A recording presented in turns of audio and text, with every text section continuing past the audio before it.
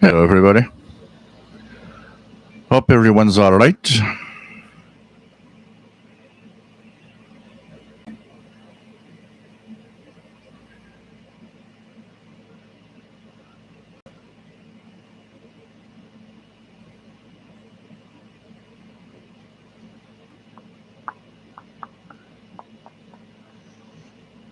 Okay.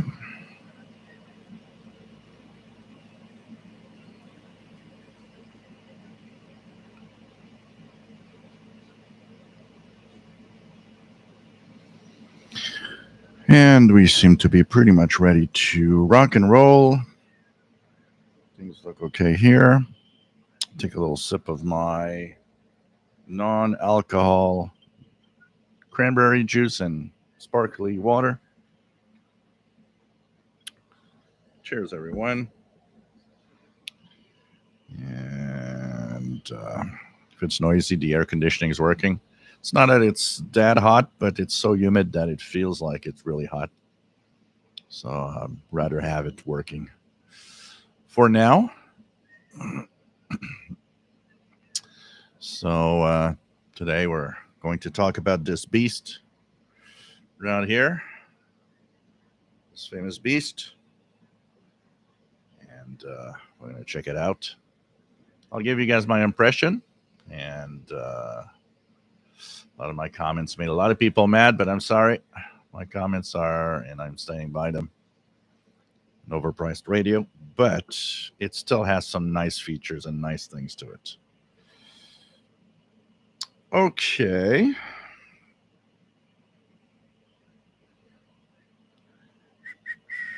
So, hey, everybody, welcome aboard. This is the live shortwave show.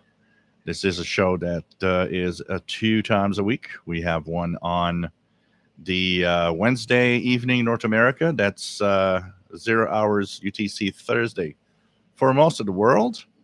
And the Saturday show at 4 p.m. Eastern. That's 20 hours UTC. And we're going to, of course, we talk about radio and have a lot of fun and just enjoy what we all enjoy together, radio in general. So there's a beautiful chat room for those that want to join in. If you have a Gmail, you can join. It's full of wonderful people that are here to just have fun with radio. And we're, a bunch of really helpful people that interact, and always it's always cool. When the chat rooms or when the show's over, the chat room, of course, is over. Also, we go to the Facebook group, which is official SWL channel, same name as the channel here, and there lots of people posting, interacting, commenting. It's a very active group, so it's a lot of fun also to be there. So if you want to be around great people, amazing people, it's really nice to see all the activity and to see all the people here. Lots of views, and hope a lot of people enjoyed Saturday's 40th anniversary. It was a lot of fun to do, and you had a lot of feedback of people that just enjoyed the show so much. So pretty cool, and it was nice to do it. 40 years, incredible. Time really, really flies. I can tell you that. So it's really, really interesting. Really, really interesting to check that out. By the way, I'm going to tune it here because I have access to this radio that is in the console. There should be at 7370. Here we go, Radio Romania.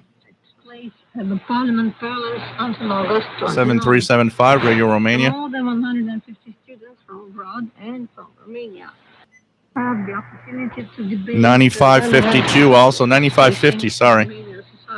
9550 also. So Radio Romania in English. They seem to have fixed their transmitters because they always were on only one.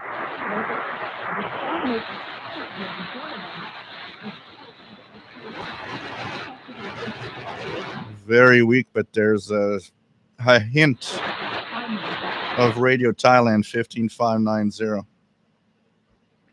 So let's go back to Radio Romania here. So they seem to have fixed their transmitters because they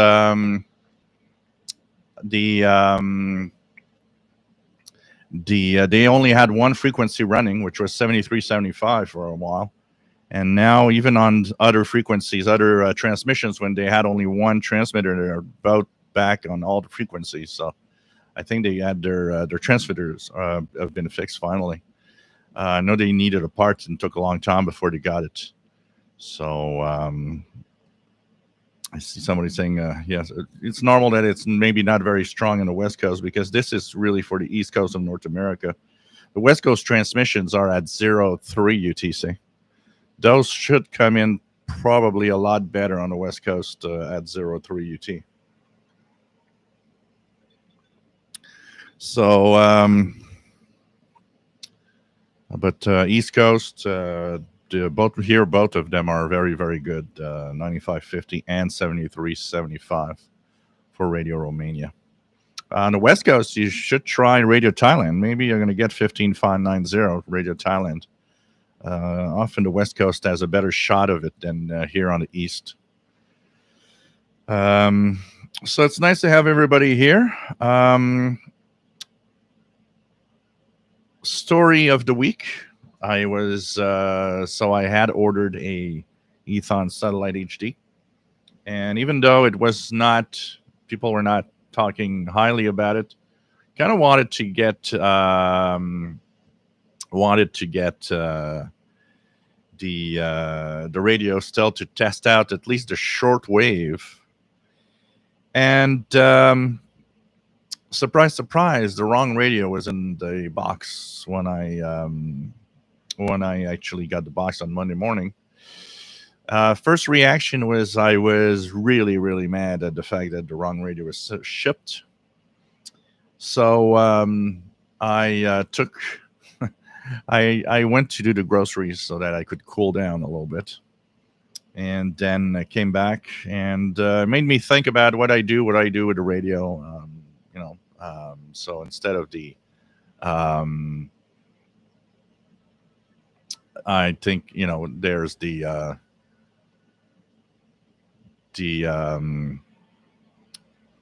thinking of what do I do? Or do I ship it back? Don't have the right radio. But finally, decided that the idea behind it was probably to get it, to keep it, and to finally, she's going to do this. So to keep it and to test it, I didn't have this radio. And I get constant people asking me about it. So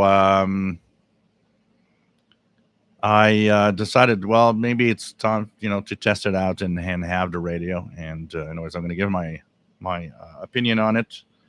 I got a lot of people mad because they're not happy with what I have to say on it. And I'm sorry, but that's my opinion, and it's not just an opinion. It's an opinion of some guy that knows what he's talking about when he talks about radios.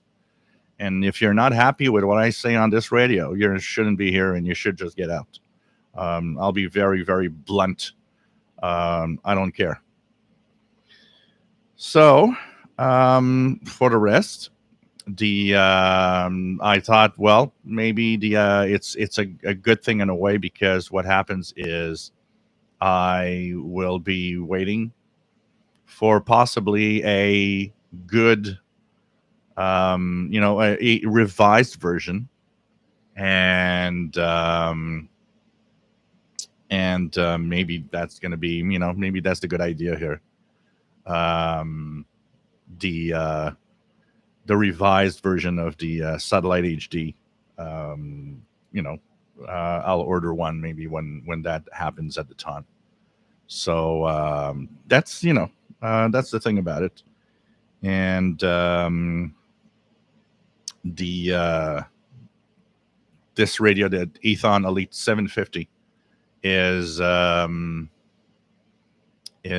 what I'm testing this week. It's not all bad, but the reason why I'm a little hard on it, remember, I'm harder on radios that are more expensive, that have big flaws than, $50 radio with a filter that's too wide. It's a $50 radio. But a $400 radio that the filter's too wide, it's a little more difficult to let go through, So that's why, And for those that have one and keep sending me these messages of I don't know what I'm talking about, and their radio's fine. It's mine is defective. They're all the same. They all have a white filter. I've read I don't know how many reviews online of it. Everybody comes to the same conclusion about it, and I haven't even read the reviews before. I actually took my own, because what I wanted to do, and I often do this actually, if I get a new radio, I know some, especially like this one. This one is, it's obvious that someone has already reviewed it. It's a radio that's been around for a long time in different ways. It's been around at the original time. It got out as the Grunding model, I believe. And then then of course there's the Texan version, which is also there, the Texan S2000. And there's the Ethon version, which became also the Ethon Elite version. They're all the same. From what I see from the reviews, from the original Grundig to the Texan to the Ethon Elite, really nothing has changed. They haven't done any revision on it. The filters are as wide on the original one than the new ones today on the wide side.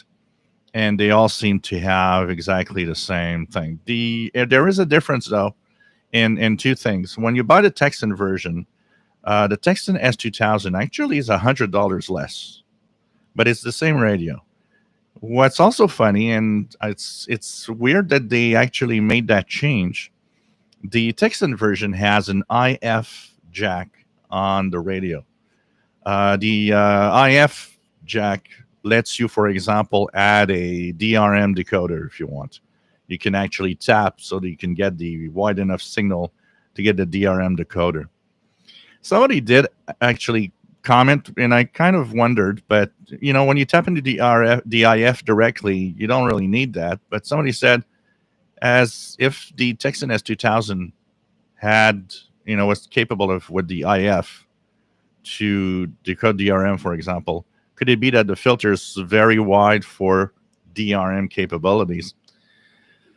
I find that stretching it a little too much. I think they're independent, because usually when you have an IF out and you want DRM from it, it's independent from all the filtering that the radio has, because you're tapping really into the core of the radio itself. But I don't know. It's kind of interesting. And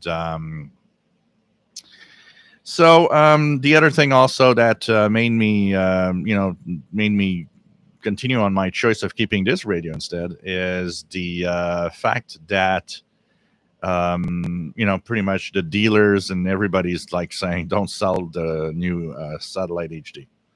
So that means, they're going to fix the bugs and they're going to re-release it at some point.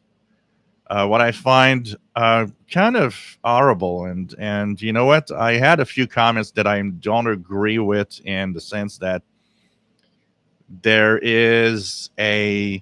quite a few of you that have commented that I'm too harsh, and we're too harsh, that we should accept that, well, it came out with flaws, but it's going to be fixed, and eventually it could be a good radio. I understand that could happen, yes, but they had 2 years of designing this thing. They had 2 years of going through it, using it, testing it, having somebody that knows what the hell they're doing to test it. Obviously, they don't seem to have a lot of people that have knowledge on radios. They have the knowledge of designing it. They don't have the knowledge of testing it. And so what happens with that, plus the fact that you do not you expect a expensive receiver to be perfect when you get it from the start, even on the first run. You do not expect to have a $600 radio, which is very expensive for a radio in 2022, and think that, oh well, it's flawed. We're going to wait another 3 months before they fix it.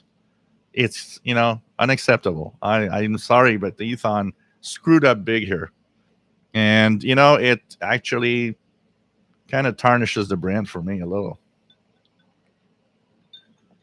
So I don't know. They should get somebody that knows how to use a shortwave radio. Ethon, it's not that difficult to go out and have somebody say, okay, go.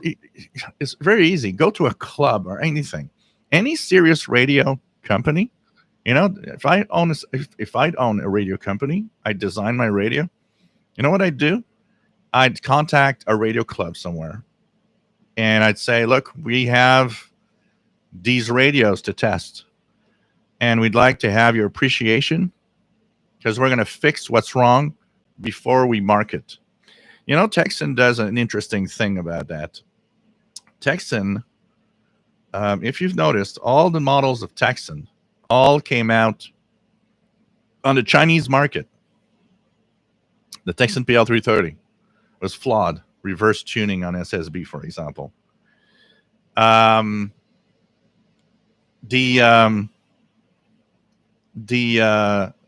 thing is, I think Texan has decided that the local Chinese market is the place to test the radios and see who complains about what.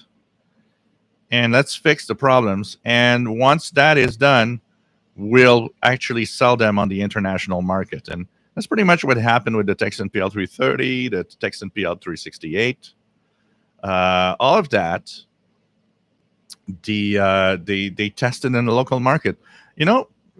Technically it means the Chinese people are kind of the guinea pigs for Texan, but at the same time, it's probably super easy for them because, if you sell the radio in your own country, it's not complicated for returns and stuff like that. So if the people don't like it, it's easy. Everything's easy to do. You just send it back, or you probably, maybe you purchased it in the store or somewhere. I'd be curious to see that. But if they purchased it on a Chinese website, well, it's easy to return it. It's like here, it's easy to return Amazon. It's easy to return things purchased in Canada. So what they do is, look, let's have it out. We'll have these people complain that maybe something's wrong. We'll play with that, and then when we think it's good, let's have an Onco sell it to everybody else, or wherever you want to buy them, Texan, Australia, or anywhere. I think they understand that. Another thing that I'm going to be very blunt on, that $600 satellite HD muting when you tune. Are you guys freaking serious?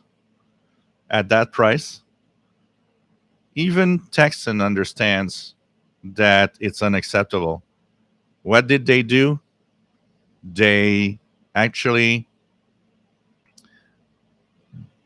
put up high-end receivers, the Texan PL 880, 990, H51X. What did they do? They have the DSP chip in it, obviously, because they get features out of it. But they actually have the tuning on a PLL circuit, the phase lock loop, standard PLL tuning, no muting. It's smooth, works great, no problem there. So I have a hard time thinking that Ethon designed a radio and just has a radio that it's DSP based. And by the way, I've seen a lot of people saying, oh, it's the 4735 chip like on every other radio. It's a different DSP chip. I've seen somewhere the the model number. It's a different. It's made by Silicon Integrated, but it's a very different model number. It seems like they designed some kind of newer chip, and fine. It's. I mean, you have a Texan PL 990. Let's even go to the the 880, which is just the older version, but works great, has great sound. A lot of you have it and love it. That thing is 1/3, less than 1/3 the price of the new Ethon Satellite HD. Yet, doesn't mute when you tune around. It's, I mean, they all have flaws. And that's the thing. They all have flaws. The Texan H501 and 990 has one flaw that is annoying for anybody that wants to listen to 10-meter band. Above 25 megahertz, I don't know what the hell's happening, but the SSB is wobbly. And even though you can still understand what they're saying, you kind of get annoyed at at that wobbly or trembling SSB. But below 25, where the majority of our listening is all the time, so I'm not complaining too much because of that. It's perfect. It's good. There's no problem. It works fine.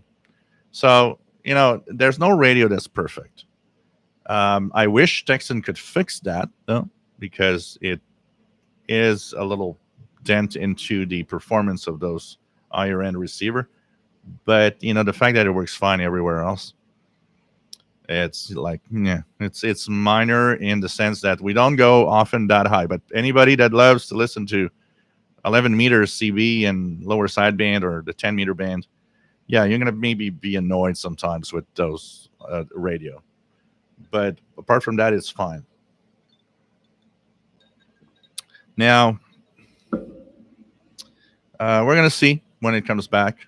I have a hard time, that they don't understand that muting when you tune is really annoying. And I mean, it is really annoying. Now, that muting goes with the step size, I've noticed. If you tune around with the step size of 5 kilohertz, the muting is much longer than if you are at 1 kilohertz. Same thing that you might have noticed, like the Texan PL330, and even if you tune around with the XH Data D808, notice that when you put it at the finest tuning possible, the great example is Texan PL330 because it has, you can tune it to the 10 hertz precision. When you tune around, it's almost impossible to notice that it actually mutes. It's really a question of the step size. And like I was saying, a $70-$80 radio that mutes when you tune, or $100 radio that mutes when you tune, for me is more acceptable than a $600 radio that mutes when you tune. Because obviously you won't do a Texan 330 at $75 with triple conversion, because that's not going to cost $75, especially in a small package like that. So, anyways, that's my little ranting for now. I'm going to go through the chat and we're going to talk about this, the beast that I have besides me, which is the Ethon Elite 750. Mark Cope, WA5153SWL in Dallas, Texas. Nice to have you here. Francis Moore from Birmingham, UK. Rob, Phoenix, Arizona. Bobby Burgess, Morgan City, Louisiana. Simon Templar, nice to have you here from Portland, Oregon. Chris, G7, VEO, nice to have you on board. Marvin Motz, nice to have you on board from the Japan Islands. We have Michael, sorry, from West Virginia, WA18131SWL. Shortwave Radio Passion, nice to have you here. Al Mason, nice to have you here from Columbus, Ohio. Got odd signal around 8230, and I think I saw in the chat you were asking if anybody was checking out 8230. 8230. What do I see here? Oh yeah, that big wide band signal there. If you guys want to see what it looks like, look at that wide band signal on the SDR here. Look at that. Big fat signal there. Takes 20 a little more than 20 kilohertz wide on the display. That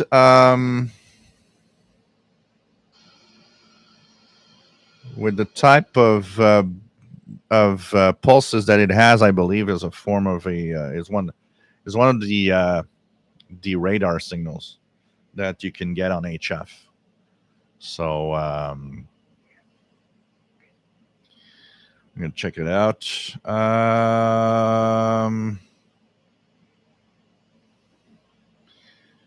What else do we have? RJDA Dakota, nice to have you on board. We have Matt, MDK2 from Denver, Colorado. Chuck, nice to have you here from South Texas, N5 KVO. Jerry from upstate New York, AC4BT. James Binder, nice to have you here. Toast and Loaf, nice to have you here from Alabama. We have Off License, nice to have you here. DJW883, nice to have you here. No, it's not Kodar. It's really a type of over the horizon radar, much more. And I don't know if you guys see it. If you guys have an SDR particularly, tune it. I noticed that from time to time there are spikes around it on each side. I've just seen it. If anybody wants to look at it, they're not there all the time, but they have little spikes from time to time. I don't know if they're associated with that, but I believe this is an over the horizon radar. Sam Isaac, nice to have you here. Patrick from Washington State, VE2FGJ.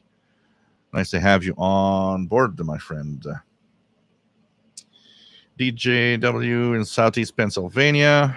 Shortwave Radio Passion, nice to have you here.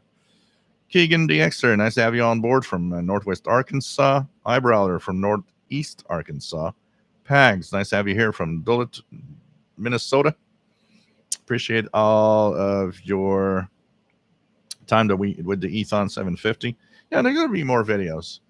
It's a radio you learn to love. We're going to call it like that. As a guy that knows how a radio should be built, the first thing you notice is that big, wide, fat filter, and you're like a little mad at it. Why the hell a radio at that price has such a wide filter? But you tune around and you play around and you choose the different modes and try the different things. There are a few advantages to this radio that I will talk about that we don't see on a lot of radio. So I'll call it probably in my review the radio you learn to love. Joe Luterco, nice to have you here from Rochester, New York. Michael, nice to have you here. Jetcrafter, Southern Maine. We have Kamikaze 76, West Michigan. We have Tristan, nice to have you on board from Newfoundland. Gordon Series, nice to have you here. Joseph, nice to have you on board from the Central Coast of California. Greg, nice to have you on board. Actually, I got some really interesting documentation on the Ethon Elite 750. So somebody posted on my channel that they couldn't find the service manual. They actually have asked Texan for the service manual for the Texan S2000 and tried to find a way to see the circuit and see what's happening so that you could maybe modify it. And I came across 2 pages in PDF that are what seems to be circuits that they've done to modify the radio. So I need to go through and pass them through because they're handwritten. So it's like sheets of paper that have been scanned or something. It's in Russian, and there's circuits that you seem to build yourself. And I wonder if they haven't tweaked the radio with these circuits that they added to the radio. So what I need to do is pass the text into a Google Translate somehow and try to figure out what exactly did they want to do. But I did not find the service manual. It seems to be difficult to find the. It seems difficult to find the service manual. I went through all the sources that I usually go where I get my service manuals, and when you go through, even if, whether the Texan S2000 or Ethon 750, nothing comes up. So it's one of those things that seems to be difficult to find. Richard Bittner, nice to have you here from North Texas. TB Ostrowski, nice to have you here from Medicine Hat, Alberta. What else do we have? Sheila, nice to have you here from Belleville, Ontario. Carlos, nice to have you on board. It's been a while. Nice to have you here. Spacebar, nice to have you on board. And 5950 is indeed Radio Miami International, WRMI. What else do we have?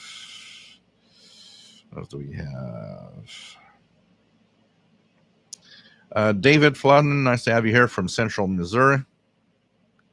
We have Jet Crafter, nice to have you here. J Projects from San Diego, California. Man Max 2069, nice to have you here. We have John Hummel Newell, VE5JHN, nice to have you here. Don, nice to have you on board. Scott the Grundig 750. Man Max says, I can't believe that guy said you don't know what you're talking about, and basically flaunting it out that he's a ham operator as to null your observations about a radio. That happens often. It's like, well, I've been a ham for 60 years. Yeah. I've seen a lot of 50-year hams that are so ignorant that I wonder why or how they can still operate a radio. You know what? One of the first things I noticed is I have the impression that because I said your radio is flawed in some way, it's almost as if I just insulted you personally. And look, I was looking at some, like, I went to heham.net where there's a lot of reviews, and it's obviously half filters too wide and this thing sucks, and half this radio is the most amazing radio I've owned. And the first thing that I noticed that I thought of was I put myself in kind of a mode where, okay, aside from the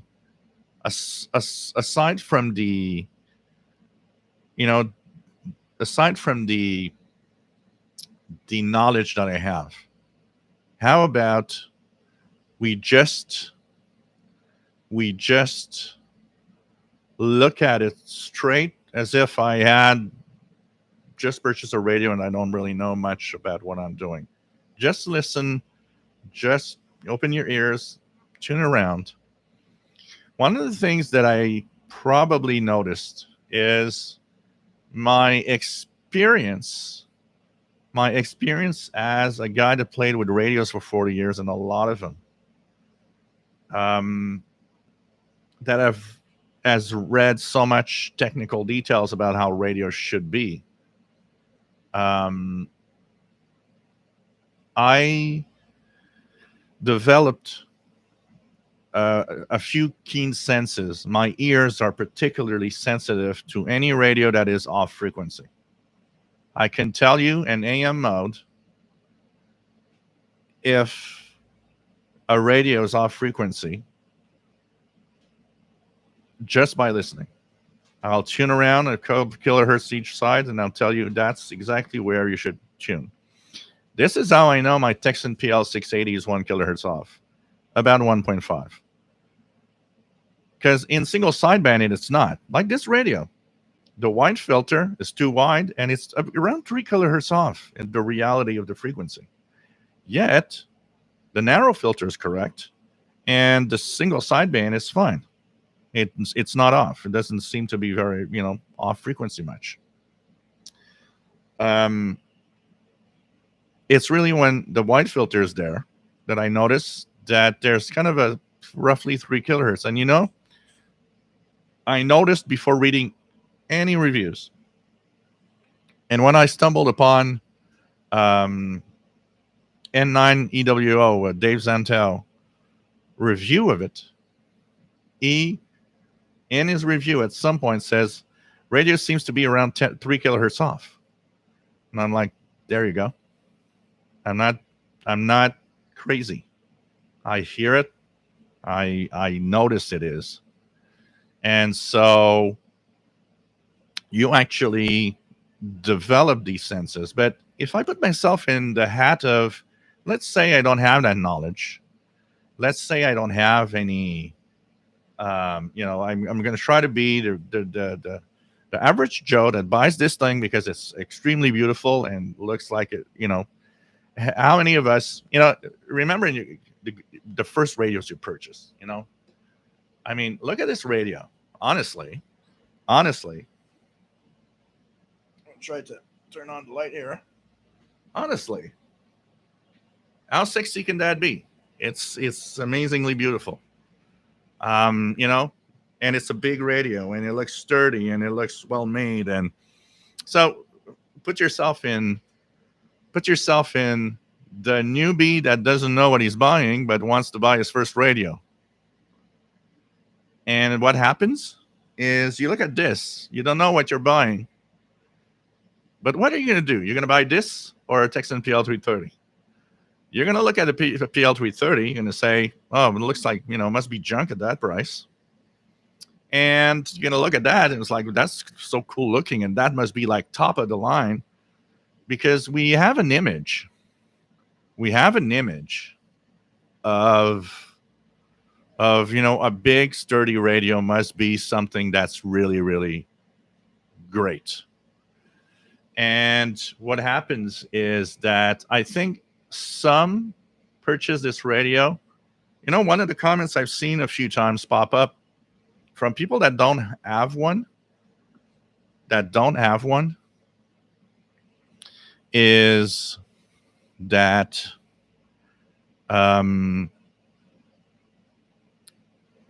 it looks like, or they have the impression it's the top of the line of the radios, and it's not. It's not bad, but it's not. So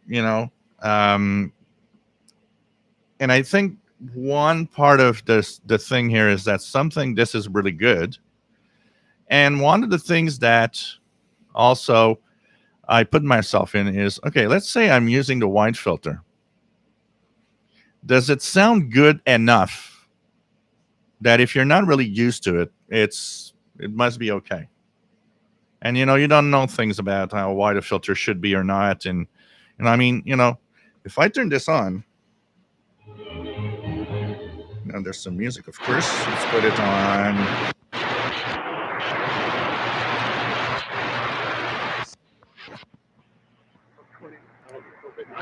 So this is 93.95. I'm going to put the wide filter on.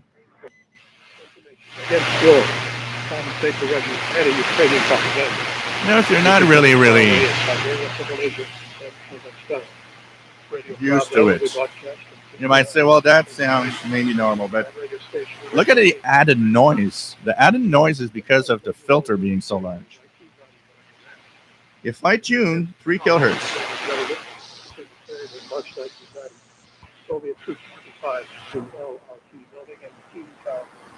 have you noticed? The audio here is not very strong on this station, though. It already sounds different. Of course, if I put the narrow filter,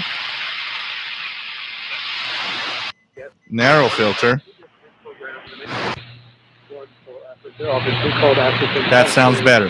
Now, it's a bad choice because the audio on this broadcast is not very high right now, but there's things that you notice. But you know what? If you don't know too much about the radios and what to look for, it could easily pass for, well, this, I guess this thing is great, and because it's sensitive. That's one of the first things. It's sensitive. The other thing about it is, and that's also kind of a, you know, when I put my MLA30 on it, and I showed you guys, first of all, with the wide filter, how two stations can mix in because they're too close in frequency and the filter's too wide, but also that there's overload. I had a lot of people surprised. Overload will happen on an external antenna when the signals around you are very strong. I, here in Montreal, have a couple of candidates of very powerful signals. At times, WBCQ can be so powerful that it overloads a radio.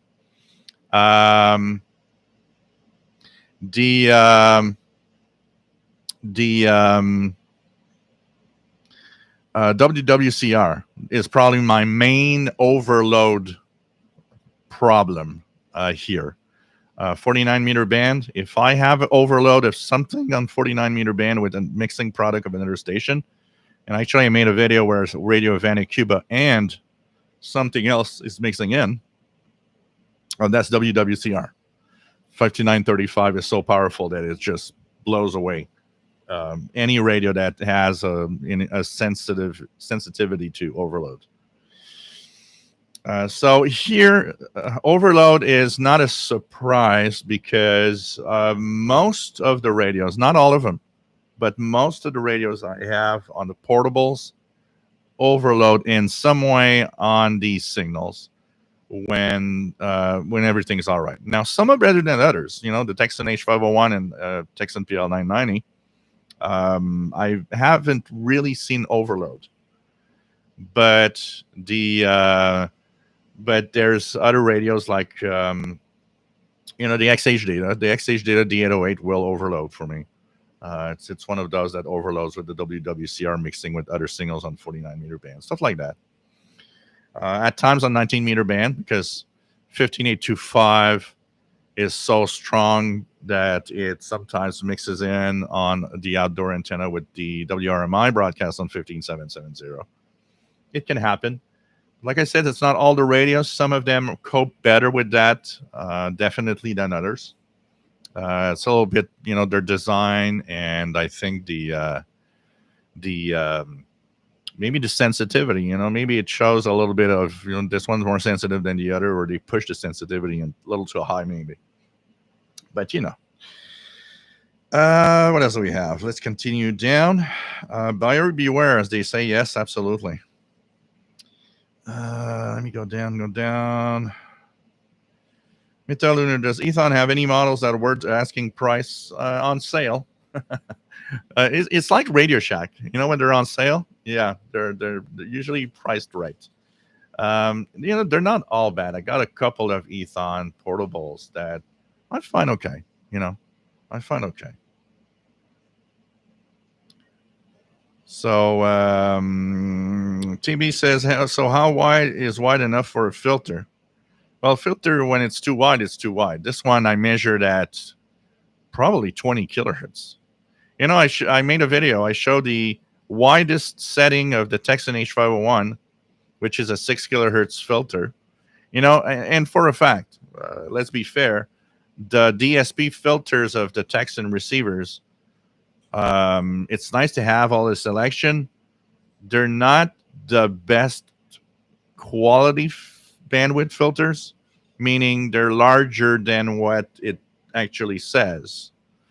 Because a 6 kilohertz filter, a good 6 kilohertz filter, would be smaller, would have even less footprint than what I was showing on the Texan H501. Yet, there's middle points. Something you don't have here. I would not have gone crazy that much on that fact if it was the fact that they had at least another setting in the filters. If they had the wide and like wide, mid, and narrow, maybe the mid would have been perfect. And it's like, yeah, okay, you don't use the wide. but it's you don't want to have a wide filter. You know, there's a reason for the bandwidth, and it's to have just the information you want, nothing more. Because if something's close up or down the frequency, you don't want to hear that. When you're tuned to a frequency, you want to hear what's on the frequency, not hear what's 5 kilohertz away. That's the way it should be designed. Now, there are wider filters, and I know some people actually like on medium wave, when listen to the medium wave band, they love a radio that might have like a 9, 10 kilohertz filter, because that extra bandwidth gives more audio fidelity. Because the smaller the filter, yeah, you cut out the frequencies, the audio frequencies, definitely. Um, and for music, particularly, it's something important. For voice, less. You can cope with a smaller filter on voice, still be okay. But you don't want to have wide filters in general. You want to have the filters that are roughly correct for any stations that are 5 kilohertz apart, that they don't overlap on what you're trying to listen to, or as little as possible. And of course, you want to have smaller filters for a single sideband, for example. But when it's too wide, you have the interference from the stations on each side. And you also have added noise. If you've noticed, when I was on the wide setting, it was very noisy. That's because it's so wide that it's catching all my noise that is above and below the frequency I tuned to. So it makes the signal much noisier. Um, when the first video I posted with Radio Prague, people are like, "Oh, you have way too much noise where you live." No, the filter's too wide. Because on the narrow, if I'd put that radio on the narrow and do that little 2 kilohertz, you gotta notice that the noise is gone, because now it's focused much more on the signal that I'm trying to listen to. What else do we have? Let's go down. I'm gonna try to go down as fast as possible, guys. If I miss a question or something, just ask it again. RGDA decoded, that's super expensive. Should be perfect. If it were a $60 radio, I could handle the problem, but 700. Yeah, definitely.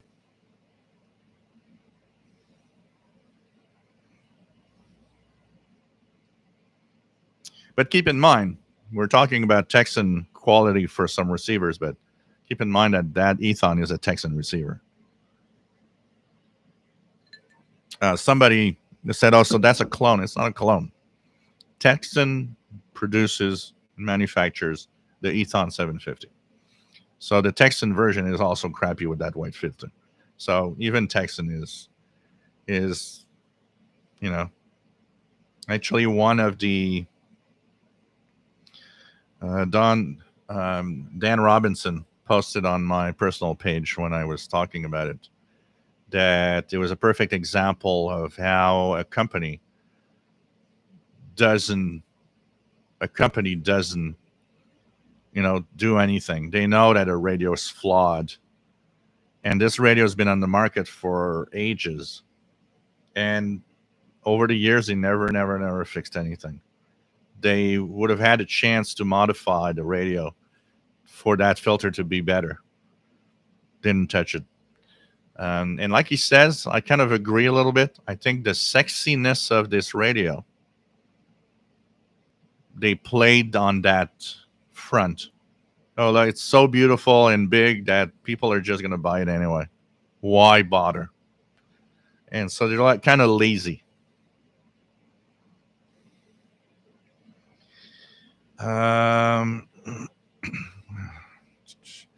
I keep looking at reviews. I keep looking back at the Texan S8800 triple conversion below on the mark. Kevin Michael, agree with you. Tone radio's junk. Trying to find another place like Universal Radio. Texan H501. Yep, pretty good. RG Dakota PL8080. Great radio. Hey, Mitch. Nice to have you here from Buckeye, Arizona. What else do we have?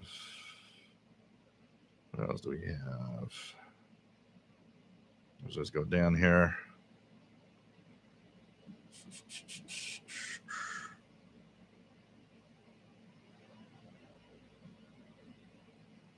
Just go down. Lost my space here. I'm trying to find where I was.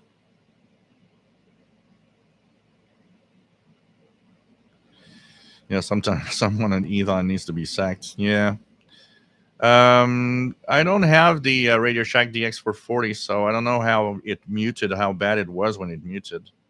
But it is very annoying. The muting is very annoying, honestly. Yeah, 880's a very smooth tune. Kev Michael really brought a new FM and VHF Marine radio. And 330 is a great little portable. I mean, for the price, it's great. It's really great.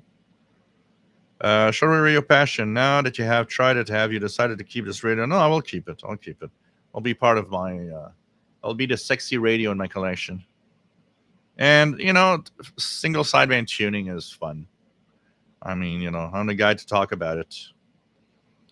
Bertrand, nice to have you here from Quebec City. Ron's Archery. You saved me from buying either one. I have Texan PL 990 coming Friday. You're going to love it. Great radio.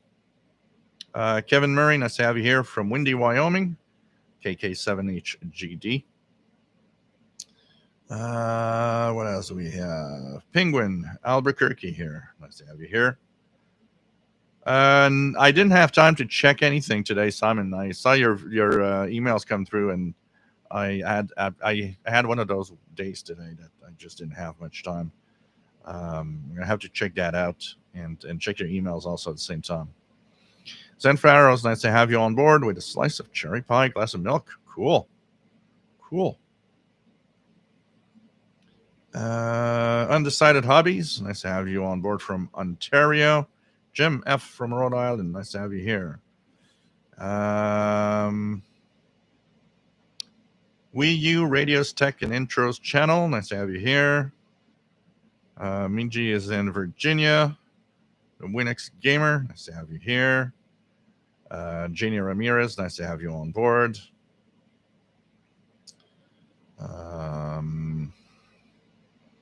Johnny Sorrentino, nice to have you on board from New York City. What do we have? Fred Water, nice to have you on board, my friend. What else do we have?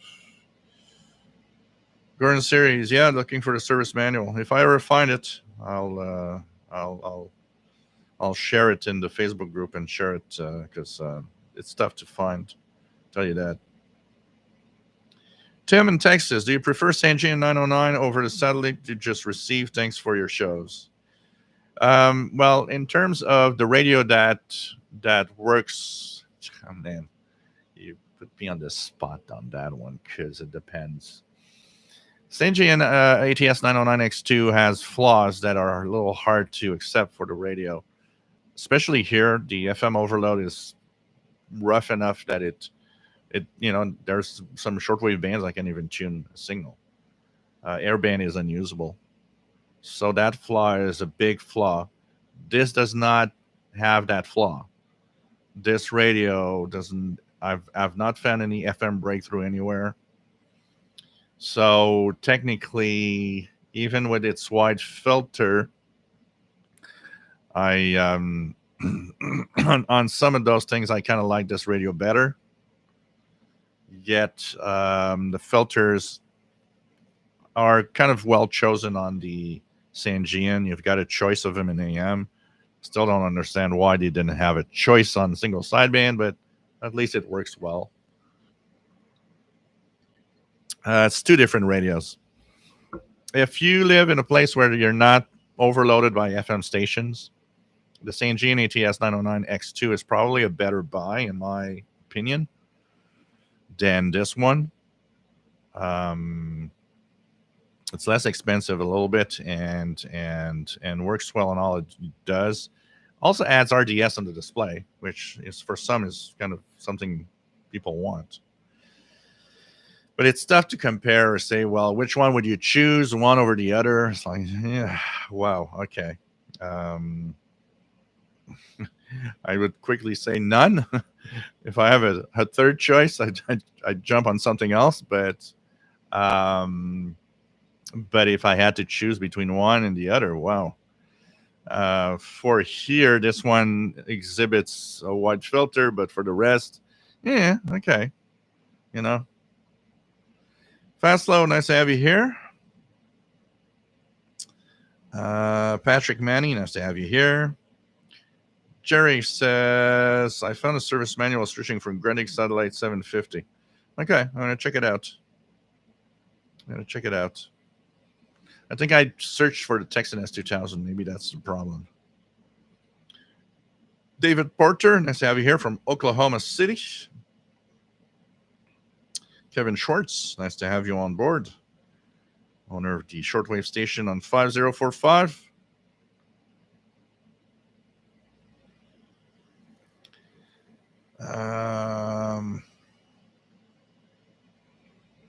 Yeah, Bertrand. Yeah, use a trick that I showed. With that trick, it kind of works. You leave it on narrow, and you tune 2 kilohertz off when you tune a broadcast. The audio gets a little higher pitched and kind of is pleasant enough to listen to. But yeah.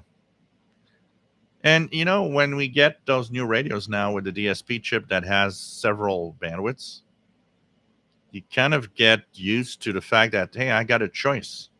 It's not just a narrow wide thing like it's used in the past. It's like narrow wide selection is a thing of portable radios from the past that shouldn't be like that today. Oh man. Oh yeah, all the receivers have flaws, and there's no perfect radio. Each radio has something that will it's David's Radio Room. Nice to have you here from Central Georgia, KJ for CMY.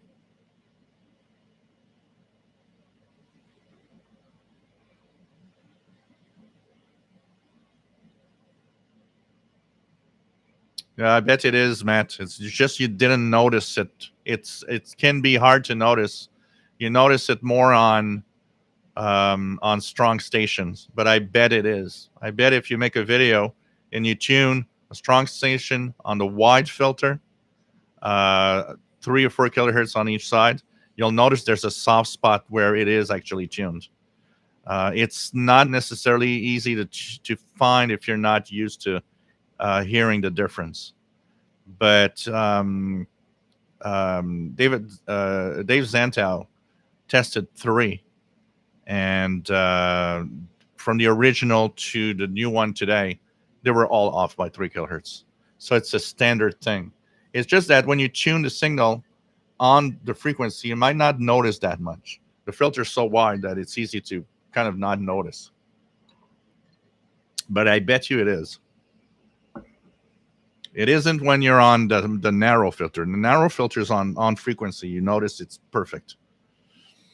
It's really just on the wide one, and it kind of shows if try it with several stations, tune slowly and tune off 3 or 4 kilohertz up or down. You'll notice there's one spot where it sounds better. You'll notice that about 3 kilohertz under or over the frequency, you'll notice that it sounds better. It's clearer. You see that it's kind of tuned more precisely on where you want to tune it. But it's very easy to not necessarily notice it. It's really with practice and tuning slowly up and down on several stations, you'll kind of notice that, oh, look at that. Yeah, when I'm 3 kilohertz down here, kind of clearer than when I'm on the frequency. It's kind of a weird thing. And it's weird that it does it on the wide filter, but when you narrow, it seems to be on frequency, which is very odd.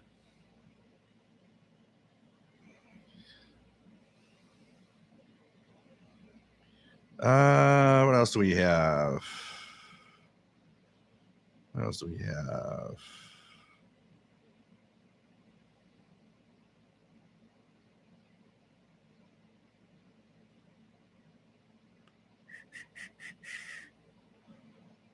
Yeah, $300 radio should not have to be a line in general.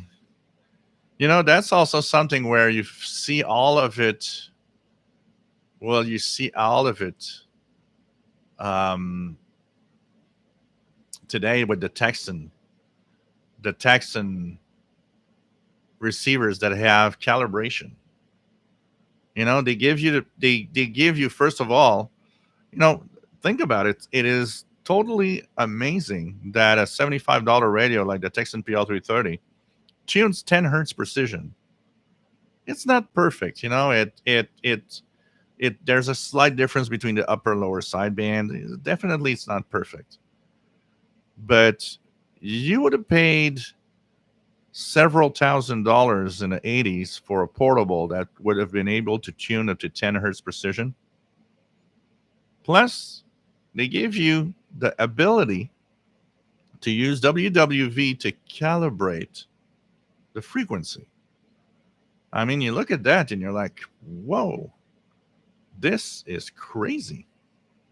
How, a that a radio of that price can have that precision today.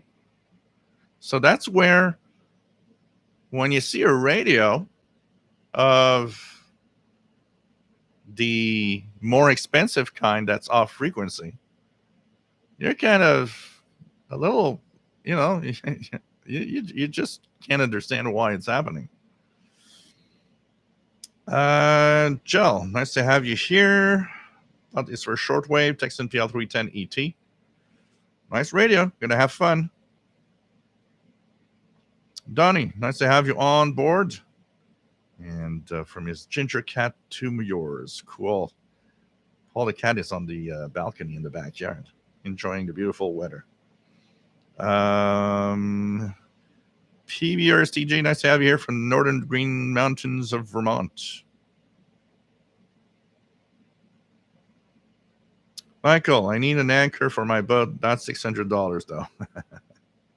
It might not be heavy enough. It won't fall in the real definition of a boat anchor.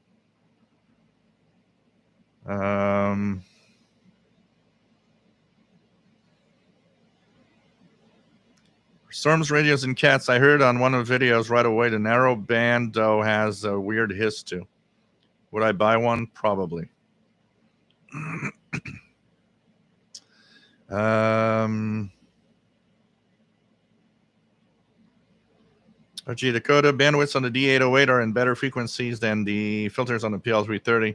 Yeah, that is interesting. One of the things that I find interesting, it seems to be chosen by somebody, because it's the same DSP chip. I would have expected like 5 or 6 bandwidths to be the same on all the radios, yet they're not the same.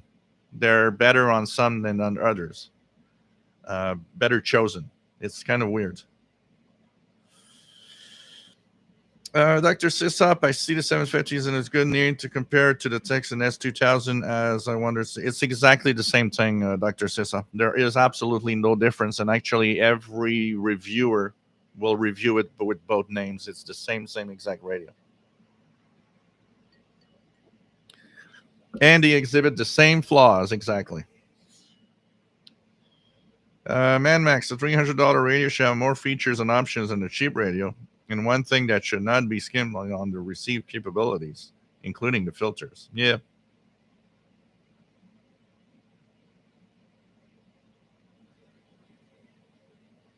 Storms, Raiders, and Cats. When the Grundig G3 has problems with overload at times. It wasn't one of the Grundig's best endeavors.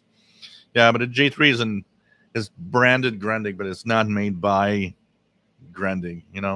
The real Grundig manufacturing, that hasn't been since a long time ago in the 90s.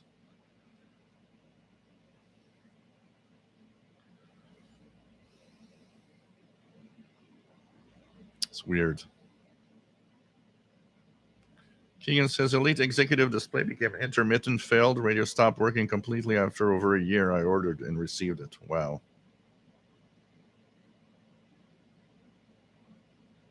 Michael has a Texan S8800 with the remote. Cool radio. Matt says there are times when 10 color is good for shortwave, namely when you're getting a booming signal. Definitely better for local AM. Yeah. But even then, you have to have low noise because you're getting a lot of noise if not. Or it could be good to listen to China radio, which is also always very wide. Go down. We go down. What else do we have?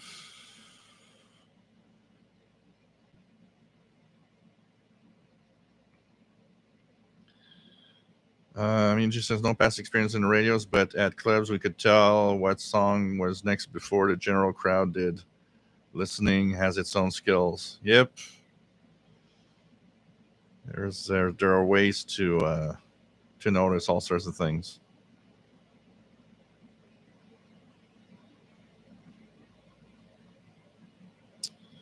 As we have, were there issues with noise in the shortwave bands, not FM, air, VHF, UHF, police? So first of all, there's interference everywhere, but the frequencies that are the most affected for noise are low frequencies in general, because a lot of the power supplies, a lot of the electronics oscillators are in low frequencies. So if you notice, you'll see, for example, here I have a switching power supply, and it says that there's an oscillating frequency of 200 kilohertz. And so think about 200 kilohertz. Add to the fact that often there are a lot of harmonics driven off that 200 kilohertz. That's, first of all, making noise everywhere. And so the lower bands of always, it's always been like that, are always affected more by the electronics noise, all sorts of noise around you, the noise, atmospheric noise. And you notice we always use an AM radio to check for thunderstorms when there's lightning. We hear the lightning crashes. It's apparent on FM, but the lightning needs to be much closer. So as you get higher on frequency, the noise around you is less apparent, and the electronics around you, even though they will create noise at high frequencies in the VHF, UHF range, it's less of a problem as you go higher in frequency. Also, FM, frequency modulation, by nature, is less sensitive to all sorts of noise that an AM signal will actually have a problem with. So you might be listening to an FM station. Say you're listening to a FM repeater on the 10-meter band, because there's a few there.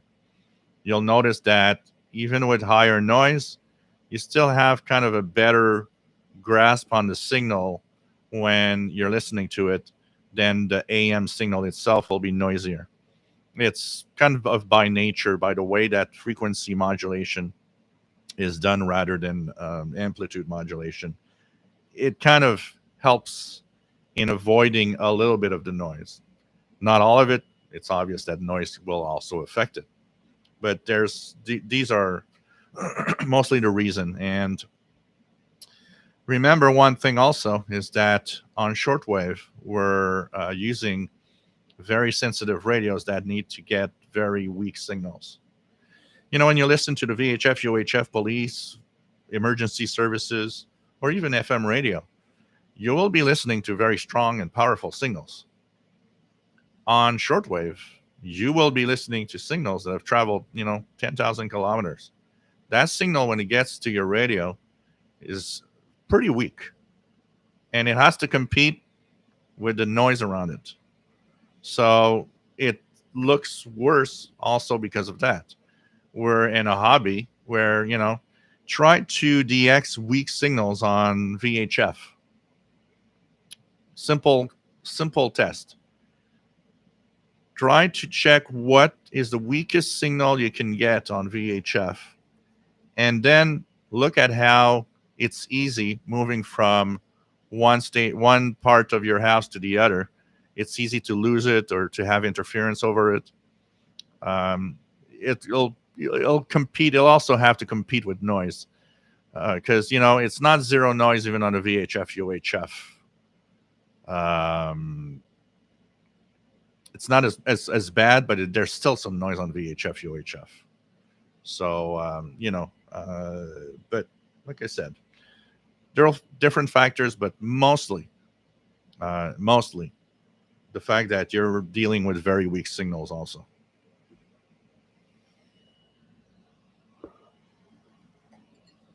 Joe Rodman, Satellite 800, much better radio.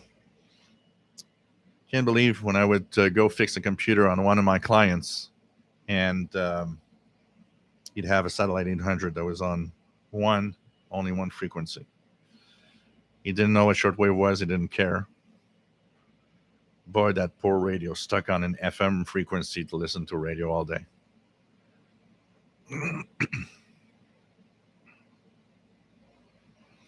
Ron's Archery, I would have bought it on looks, not knowing anything about radios. I would have been so ticked off to find it was bad. Yeah.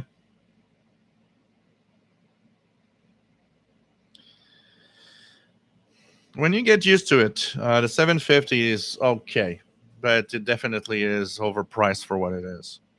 Definitely. I think part of it is also playing on the looks. What else do we have?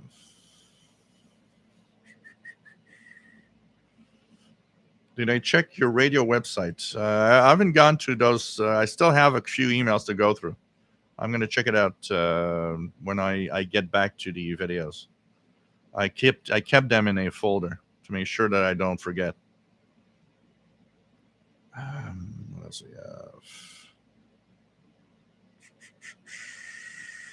Scott KC2CAD.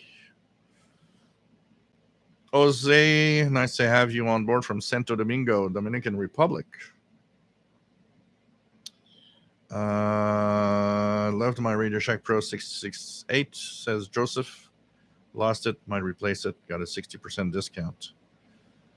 The Win 1960, nice to have you here. Tubrook Tim, nice to have you on board.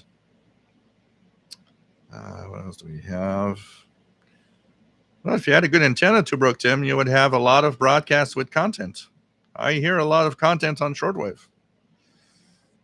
And World Radio Network is so bad compared to what it was 20 years ago.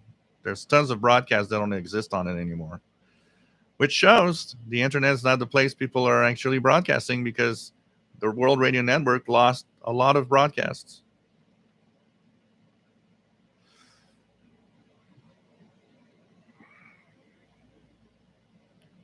P. Panzer, can Ethon Elite pick up XFM type pirate radio?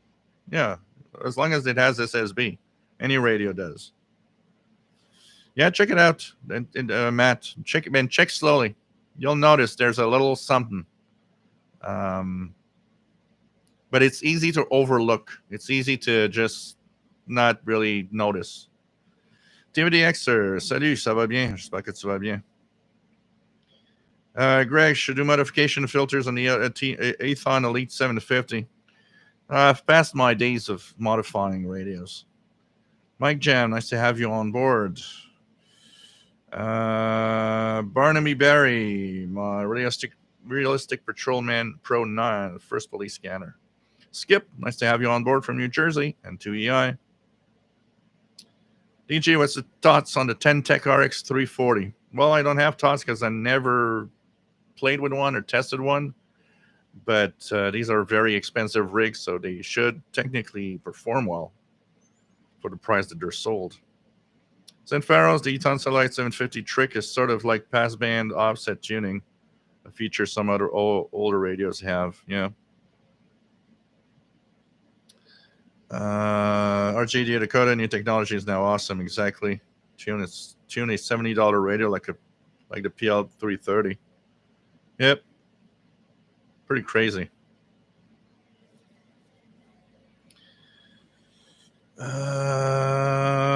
Brian, what radio I use the most? Well, to be fair, if I have to use a radio and it's not, I don't need to be outside or anything, I am on the SDR constantly. So it will be the SDR Play RSPDX, my first choice, or the AirSpy HF Plus Discovery that I have here. But it will be the SDR because I'm hooked to SDRs. So much flexibility and the visuals that come with it for a radio listener and DXing for signals. It's just great. Now, that said, um, if I go out, if I come, summer, for example, now most of my listening is done outside. So I will use probably, I go around. I look at my radios, and depending on the day, it was like, oh, this is the radio today. But I use a lot. My Texan PL990 and especially the H501 are used a lot. I will probably use the H501 first, for example. But sometimes, I'll just pick up the St. Gian ATS 909X2 or one of the Ethon Elite, Satellite Elite with SSB or Executive SSB, stuff like that. Depends on my mood. It happens. I take the Texan PL330 but if I would say which one I would pick up the most as a portable, the H501, Texan H501 is my favorite. But inside, it's definitely I'll be on the SDR, always. Mad Max, I came across a malahide-looking receiver called Deep SDR 101, but it only goes up to 149 megahertz as a waterfall. Yeah, the ones that are cheap, you need to purchase a license to unlock the full spectrum.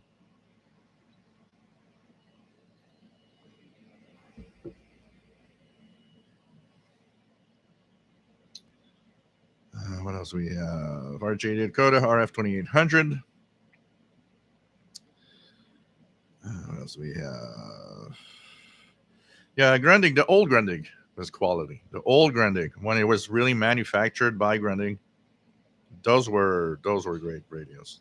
There's a lot of quality, a lot of over manufacturing also, but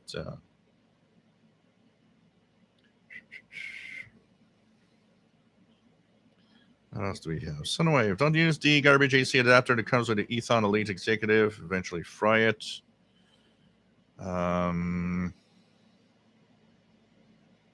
Talking about that, my Ethon, is that what it's called? The Ethon Elite Executive, the one that has doesn't have single sideband, the big radio. I heard a capacitor blow in it using the power supply that came with it, which kind of indicated that maybe the power supply is giving a little too much voltage. And it was set for, I think the radio uses an odd voltage, like, what is it, 7 volts or something. And when I actually tested it, even with a small load, the power supply was like giving 10 volts.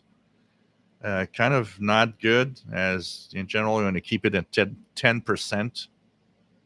So, I don't know. Anthony in Ontario in the Niagara region was picking up something quite clearly an hour ago. 9730 would have been Radio Romania. Yeah, 9730 is Radio Romania in Romanian, I believe. They are on 9730, definitely.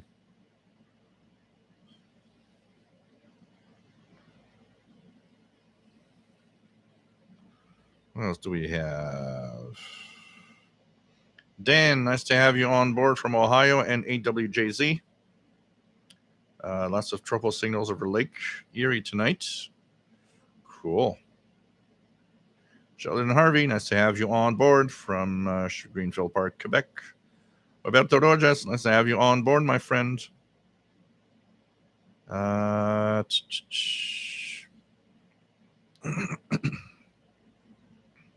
else do we have?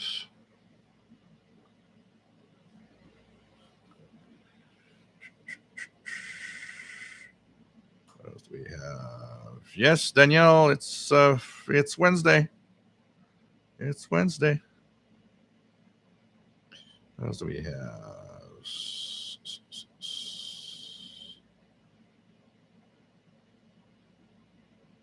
SDRs are really good when you choose a good SDR. If you buy a cheap SDR, of course it's crap.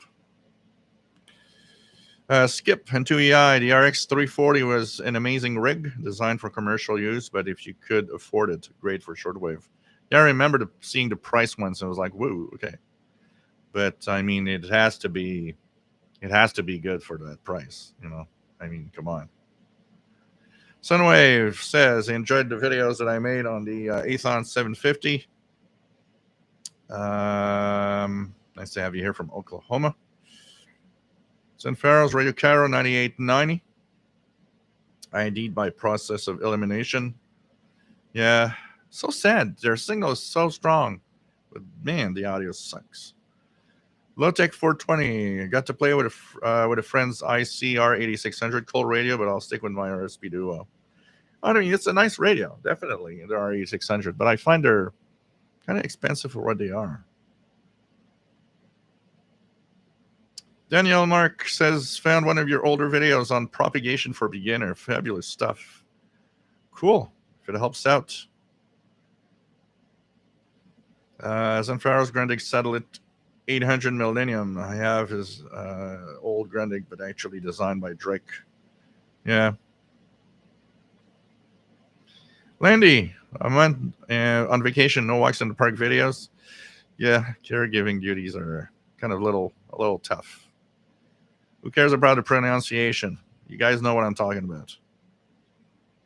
What else? Matt, I'd love to have a Satellite 800, but they're like every other vintage receiver from that time. Yeah.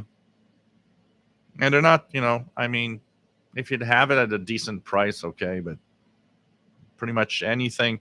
I was looking at on Facebook Marketplace around here what there's for sale. And it's like, forget it. Somebody was selling a Realistic DX 300 or 302 for $400, and not worth that. Not even worth 100.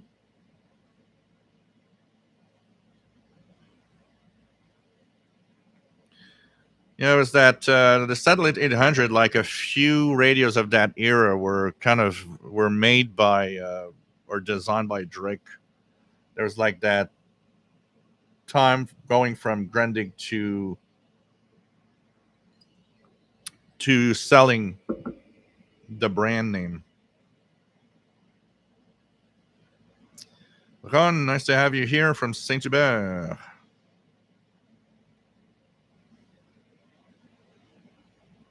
Dan, wow, WWV 40/9 on 15 megahertz. Good.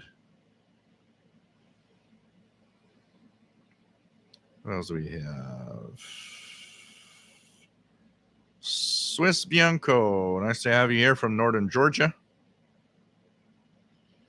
And we're down. Pretty cool. Like to have an Aethon 750, regardless of the errant wide filter for its SSB. So let's talk about it and take a break from the chat where I am now. So we're going to talk about this little radio that I got. I'm going to give you my impressions. So as I was telling everybody, the receiver that I got here was, of course, a mistake. And so at first, I didn't know what to do. I was going to return it. What's going to happen? But didn't have one. And decided to keep it for review purpose. Added for the collection for the official Shortwave channel. And started playing with it. So what do I have to say about this thing? First of all, I have to say that on the looks, it's great. It's a nice big radio. It also feels nice. The metal knobs are helping make it feel nice. It feels a certain amount of quality to it, and that I really find cool. The first flaw that I found, which I found rather difficult to accept, the very wide filter on it when you're on the wide filter, which is really, really unacceptable, honestly. And so what happened is at first that kind of made me a little sad that we would have that on this radio. Radio has many features that are interesting, like in the RF gain knob. We have attenuators. We have, of course, the treble and the bass control for the audio. Nice speaker that sounds good. You know, it's not a Texan PL990 or H501 grade, but it sounds good. Nice strong audio. The external antenna possibilities that you have, for example, now I'm plugged with my through the multi-coupler on the MLA30 here with the BNC connectors. And of course, it has the tuning of the long wave, medium wave. Now, this is one of the interesting parts. So if we look at long wave for a second, one of the things that's cool about it is that when you tune, most long wave receivers that actually 500 kilohertz are now in the medium wave band will stop around 400 something, and you'll have a gap before you get to the medium wave band. And this one does not.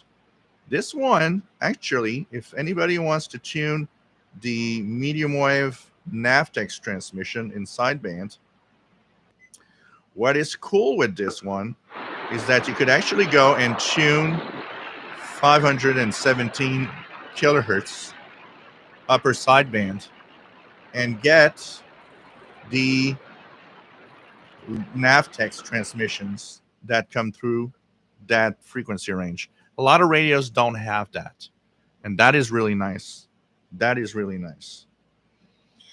So it's a very, very complete. The coverage is without any gaps from 100 kilohertz at the bottom all the way to 29,999 kilohertz at the top of the shortwave bands.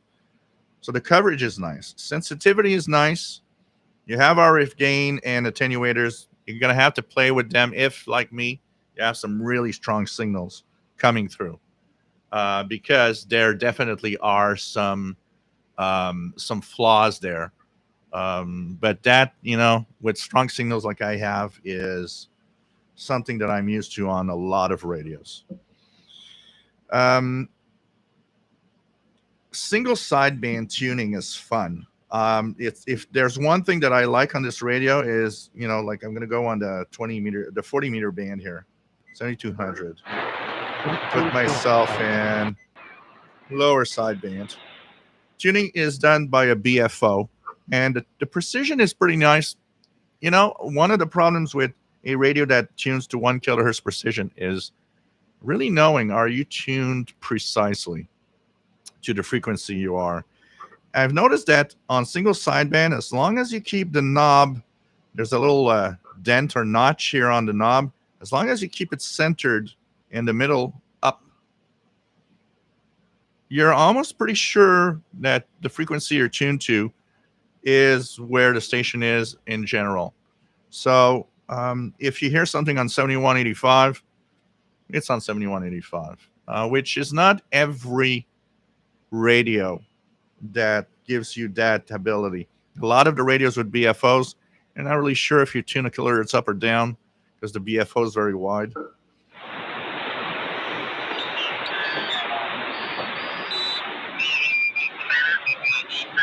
if you've worked a certain number of parts at different, awards and things like that. But really, the bottom line is that putting some hands on the airband instead of XC8 or the digital stuff. They're actually out there learning how to communicate using their voice using CW and all that, which is, that's what ham radio is anyway. It's communication. So it's the Gila River, and then of course San Francisco feeds into that.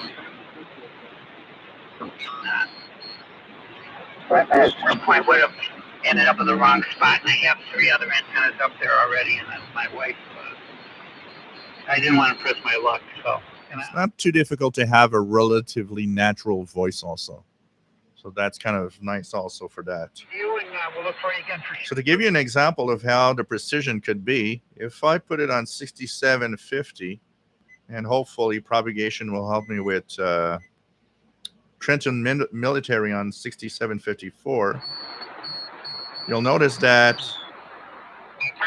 between 1600 sounds and very close to natural, with the little indicator being really in the middle. Victoria, valid from the 25th at 0000 Zulu. So that's Trenton Military 6754. At 2400 Zulu. Wind 120. So there's some fun on this radio with that.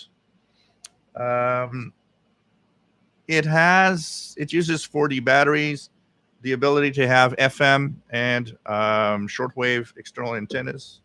It has a line out jack. It has, of course, stereo FM through the earbuds.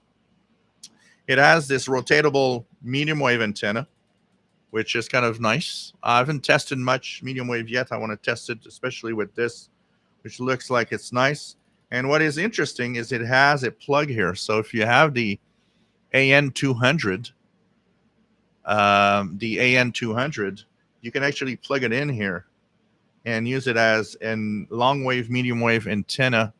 And of course, if you have, for example, here, I could plug in my MLA30 through here, and you'll have long wave, medium wave antenna available through that. So it's nice. The signal meter, which we don't see a lot with an actual needle, is okay, but it's over. It's really too sensitive. It shows signals way too generously. So it's nice to have, but you're not going to get a precision in what you're checking out here for sure. Battery life pretty good. It doesn't use a lot of batteries when you're using it, even with the light on. Of course, uses D batteries, which also helps in having the long battery life. Now, what do I think? Its wide filter is a major issue, and that I will give a very negative point to this radio because of it. It should not have been out like that. It should not be like that for the price sold. But you can kind of cope and go around the problems. Like I said, my tip is leave the radio in the narrow mode all the time. Just tune 2 kilohertz off when you want to listen to a broadcast to have a clearer audio. But these are things that should not be for a radio of this price. So it's sexy. It's very nice. It's cool. I can understand why a lot of people like it for that reason. And the fact that it's not a bad performer, it's still very sensitive. People probably learn to cope with its flaws and are happy using it. But it's not worth $400 at all. And that thing should not be that price. That's for sure. And the Texan version is actually a little more than 100 off. So if you look at the Texan version, it's less expensive. So, okay, radio, sexy looking, nice big tabletop style model, like in the good old days. But it wouldn't be my first choice. And actually, a lot of people this week were surprised that I did not have this radio already.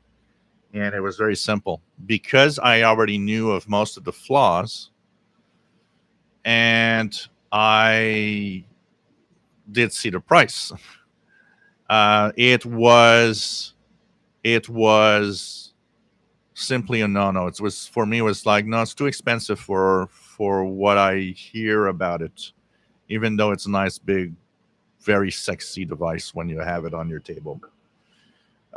Yes, I will keep it. A lot of people are like, oh, return. No, I'm going to keep it. It's going to be part of my collection, and it's here now. So it's found its home. It then will be to see how it goes over time. As airband, if you want to listen to the VHF airband, that I tried, and it is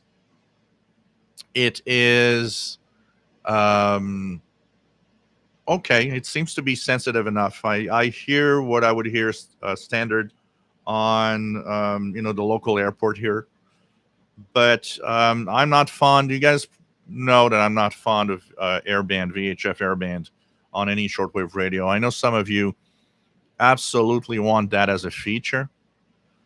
I don't, because I find that a cheap scanner radio does a way better job at getting the VHF airband, especially because even the cheap scanner radio scan so fast. When you want to find new frequencies, it's so much better. That I don't see the need personally of having VHF airband. But if you live close to an airport, yeah, I could see why you would like to have airband on a portable shortwave. Definitely. So that's kind of my take on it. For the rest, it's up to you guys. If you buy it, yeah, it's sensitive. Single sideband is fun to tune. You'll listen to international broadcasts with a narrow filter and tune a little bit off. It's you have some nice features like the RF gain to lower the possibility of an attenuation for overload. It's sexy, it's beautiful, it looks nice, has decent audio.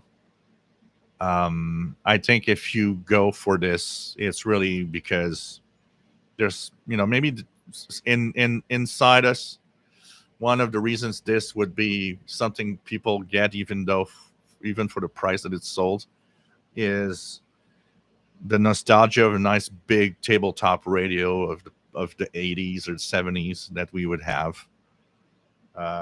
It's not all bad. Definitely not necessarily a winner, and it's not a top of the line radio. Definitely. If you have it at a really decent price, okay, maybe, you get it somewhere for a price that can be beat. But it is very expensive for what it is, unfortunately. That is really the truth about it. And the wide filter you never use. It's just too wide. Just keep narrow. So that's my take on it. The rest is up to you guys to decide, because I know the sexiness is kind of and the fact that you know the flaws, and you might be thinking that it's even with the flaws, you kind of fell in love with it because of its looks, and it's still going to tune signals and amateur bands and utilities. But no, the AM filter is also too wide here. I tuned a little yesterday on the medium wave band. The AM filter is too wide even for AM broadcasts. In the daytime, no. Okay, let's put it like this. In the daytime, for a local broadcasts, well, no, maybe not. For a local broadcast, yeah. Okay, but for a DXing at night, you will put this thing on the narrow filter for the medium wave band DXing at night, definitely, because it will exhibit the same big problems of the shortwave. Filter is the same. So that's my little take and look at the Eton 750. Okay. But that said, you're looking for a serious radio, you'll have a better choice than a Texan H501X or PL990 880. If you're looking at a radio that doesn't mute when you tune, because this is also the positive point of this. This is a PLL driven radio. It doesn't mute when you tune. That's for sure. Let me just go down quickly.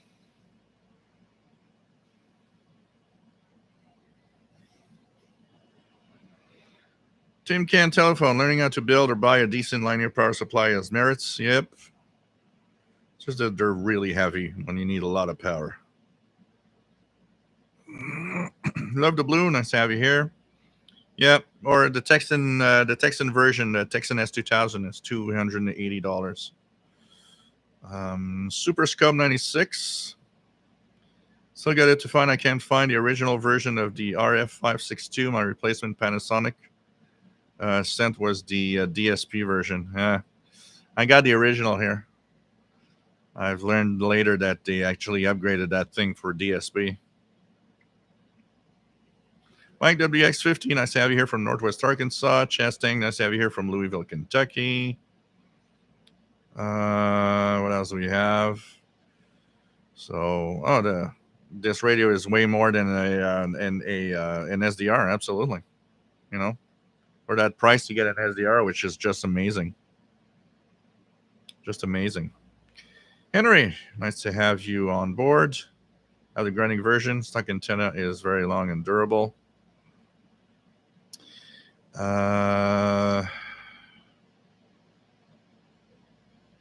else do we have?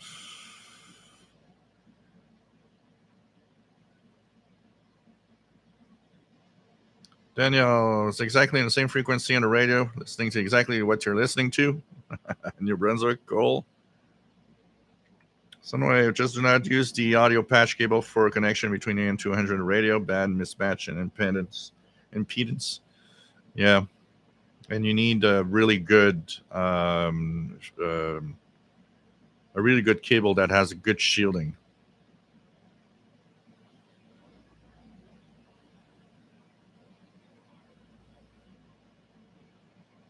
Love the blues. After reviewing the recent video on the 750 wide filter, I tried it out on my 750 and verified that it was the same issue. I keep it in narrow mode. Yeah, and if you tune 2 kilohertz off, the audio is decent. Well, I did tune the airband a little bit. I did not have FM bleed through on the first test, but I haven't tuned. I just punched in the frequencies that I wanted to hear on a few things. The automatic weather station and the airport tower. I didn't tune per se, but it didn't seem to have FM breakthrough for the small part that I did.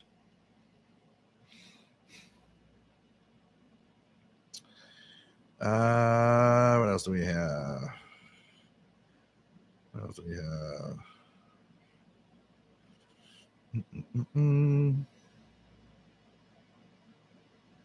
Love the blue, loves this Elite 750.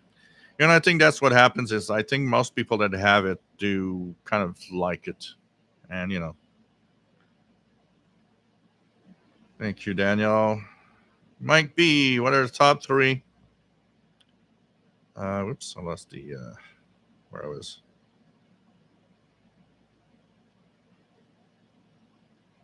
Shortwave receivers you wish you could add to your collection. Wow. If I would add to my collection, what top 3?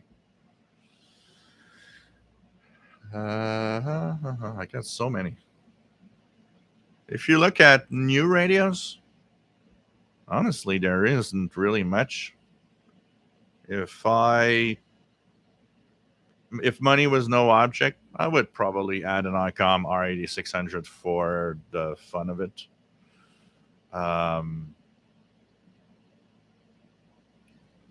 What else?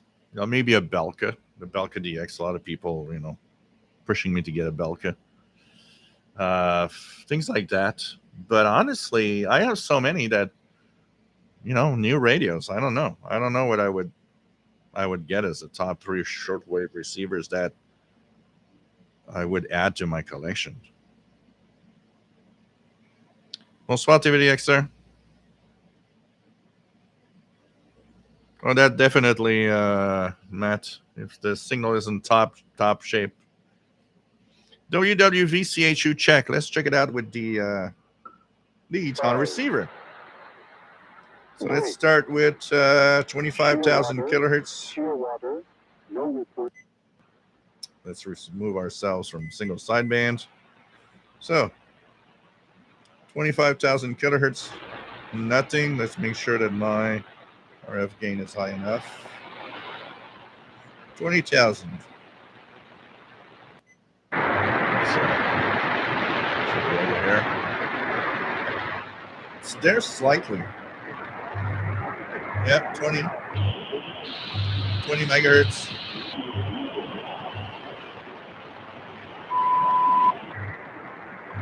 15,000.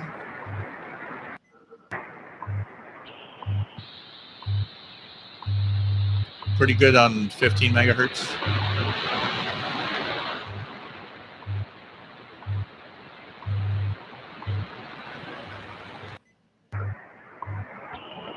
Pretty good on 10.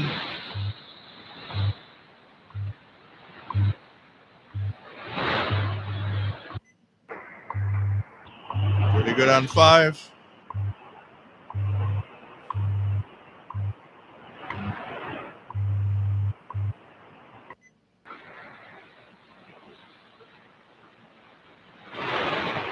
Nothing on 2500. Still early for 2500.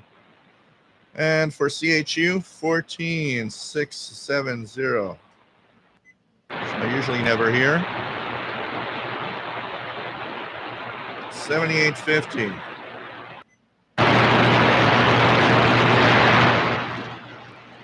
3330.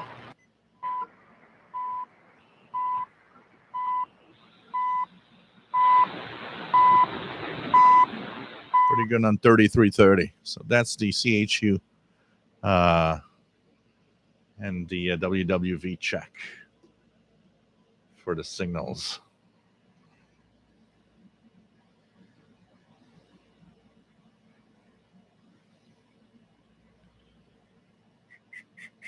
What else do we have? Richard Wagner, nice to have you here. We have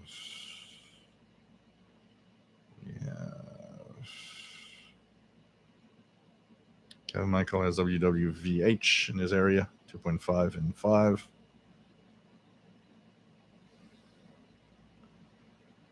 I only have one CB radio with SSB, and so that's my only review that I have of is the Uniden Bearcat 980 SSB. It's decent. It's a decent CB.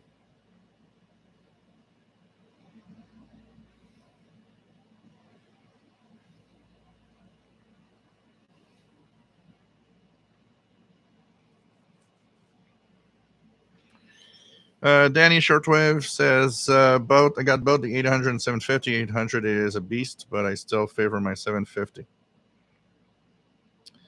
What would be your, what's your negative points on that 800 out of curiosity? Dr. Sisop, that radio will do FM and CB. Nope. No portable does FM on any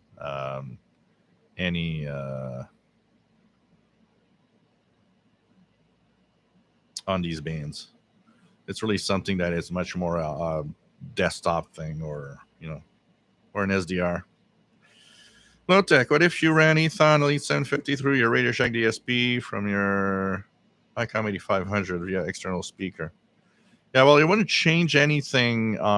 If you mean for the wide filter, it wouldn't change anything because the DSP works with audio frequencies, and a filter needs to actually work at the IF level of the radio.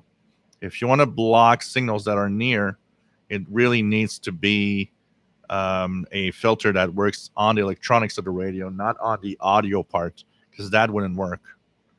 The only thing that it could make better is some of the noise and some of the depending on the signal you hear, maybe help a little, but it wouldn't help for the wide filter, that's for sure. Henry, interested in the ATS-25? Seems like an interesting radio. Yes, I love playing with mine. Honestly, the ATS-25, I really love playing with mine. It's kind of a fun little radio to play with. Trevor Minton, I have 2 of these radios and just can't justify keeping it compared to others out there. The price. I like the Grundig 800 satellite better. Shortwave makes nonsense why they would add 108 to 110 portion of the airband. Yeah, but it's kind of a standard sometimes, but 118 to 137 is really where it should be. Yep.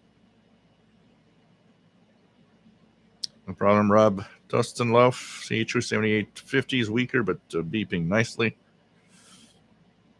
So what else do we have? Let's go down here. So anyway, I've tried 5505. Oh yeah, if I tune around the let's check 5450. There we go. 87,000 feet. Temperature 1 hour. QNH 102. Information available.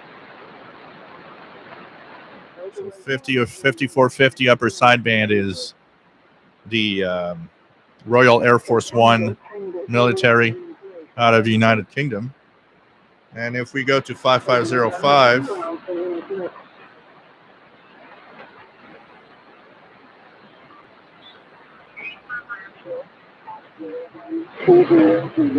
Wind calm.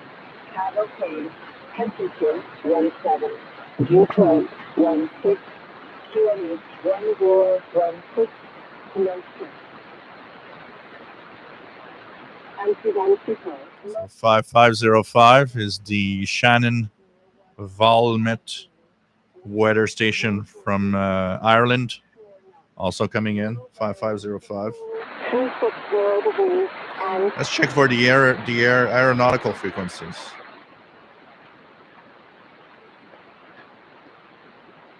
See, there's some activity here.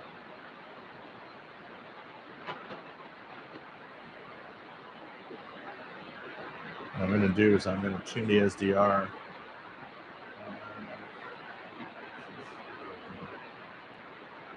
Look for activity on the SDR here. Around there.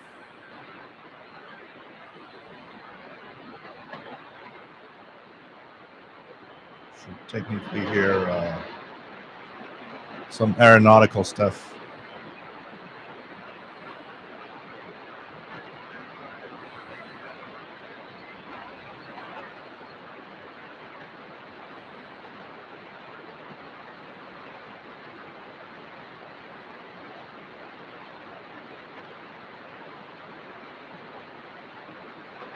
It's very quiet on the aeronautical bands right now.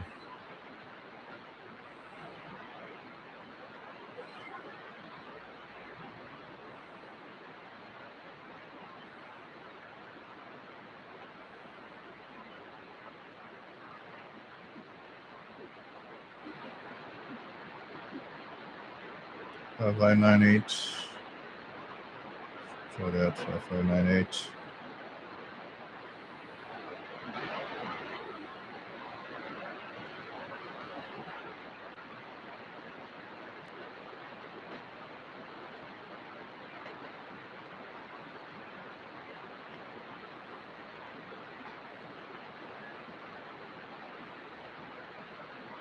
Definitely quiet on the aeronautical bands right now.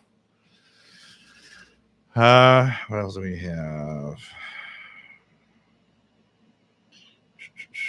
Gordon series. I have any old tube receivers? Yeah, I should. Maybe Saturday could be an interesting one. I should take out all of my All American 5 tubes, put them here for the show this weekend. Could be nice. I do have I do have that, and I have maybe 7 or 8 of them. If this radio room says you guys are giving me the DX bug again. I hope so.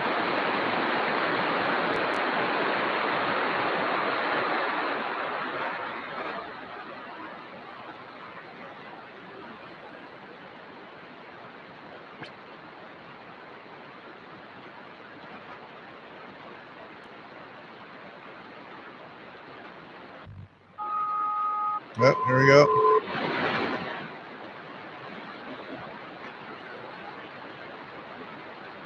That was cell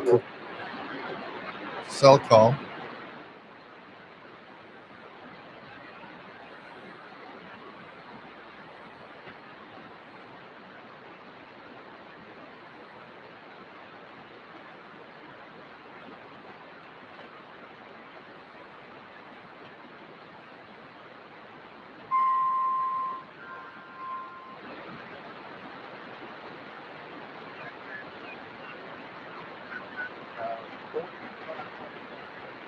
Five 583. It's Aeronautical Communications. It's rather weak on 5583. Usually here, what I hear best is 5598, 5616. Gander in New York. Aeronautical. What else do we have? Trevor canceled his pre-order of the Ethon Elite satellite. Just bought a Panasonic RF2200 and a Sony ICF 2010. I wonder if they will iron out most of the issues with Ethon. Yeah, most of the problems that I've seen from what people are saying is things that have to do with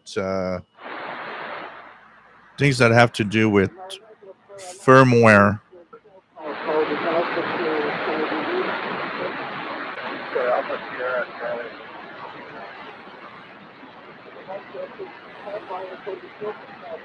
For 5583, I don't know which air traffic control it is, 5583, but we're hearing some traffic.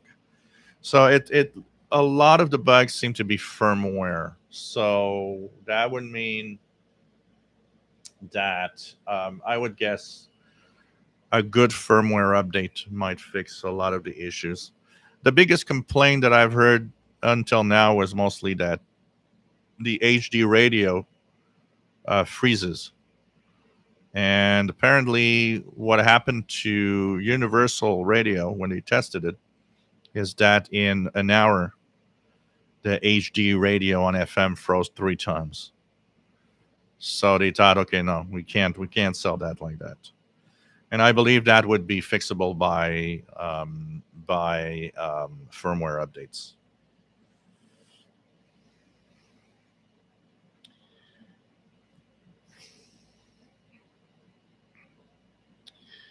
Let's go down. Any shortwave. The 800 seems to be less sensitive on shortwave. It could be my radio may have an issue. On FM is great. Medium wave is good. It also has 3 bandwidth settings. Oh, I'm surprised that the 800 could be less sensitive on shortwave. I need to read. I don't think I've ever read a review of the 800. I would need to go and check maybe Dave Zantow or Radio J Allen review of it. Because man, it's a really big radio. I know because I've seen it enough. I've seen it myself. One of the clients I had that was fixing his computer had one, and it was only on on FM. The guy didn't know what shortwave was. Because I asked him, I said, "Oh, you listen to shortwave?" He said, "What's that?" I said, "Oh, that radio is capable of shortwave," and he kind of didn't care. He bought it because it was a big radio, had good sound probably, and for him, buying a radio was we got to buy the expensive radio because that's the best radios, and so it was there stuck on FM. I remember thinking how sad that a radio that has all of that capability stuck on one FM frequency for all of its life. It's so sad. I thought, man, I would gladly exchange that radio with a good AM FM radio for the guy, and take that radio home for shortwave and other and listening. Really sad.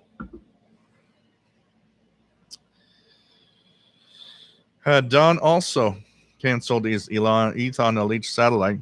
I think a lot of people did. I think a lot of people did. Mad Max, I have the Uniden 980 SSB. Had it looked over and aligned and tuned, and had the clarifier modified. So what else do we have? What else do we have?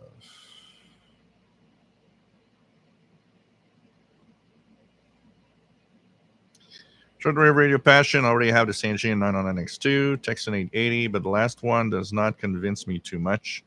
Do you think it's crazy to add a 990X or a 660, which is PLL radio? What would you do? With a Texan PL 880, I would probably not go 990 because they're too similar. You're just going to have two radios that look different but are very similar. As for a 660, that's a good question. If you're telling me you really want to add a radio to your collection, and that price point of 990 or a 660, I would I take it you probably don't want a radio that mutes.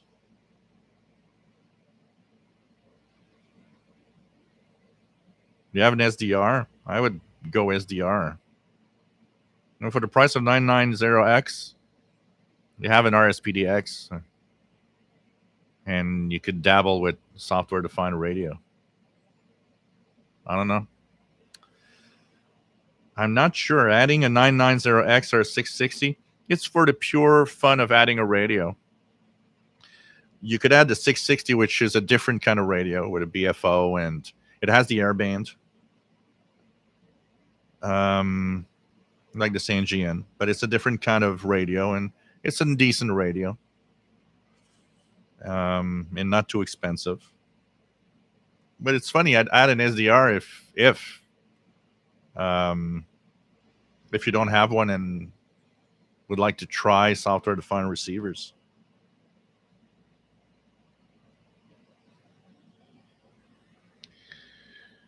Love the blues, yeah, but peak up the treble is not enough for most broadcasts. I find the broadcast is too muffled on the 750. I detune because it sounds more natural.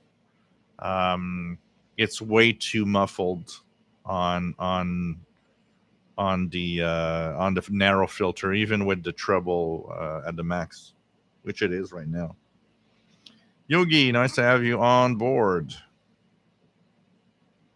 Joseph, 5450 is something there for me. So much interference. Ron, waiting for my 4840 at 10.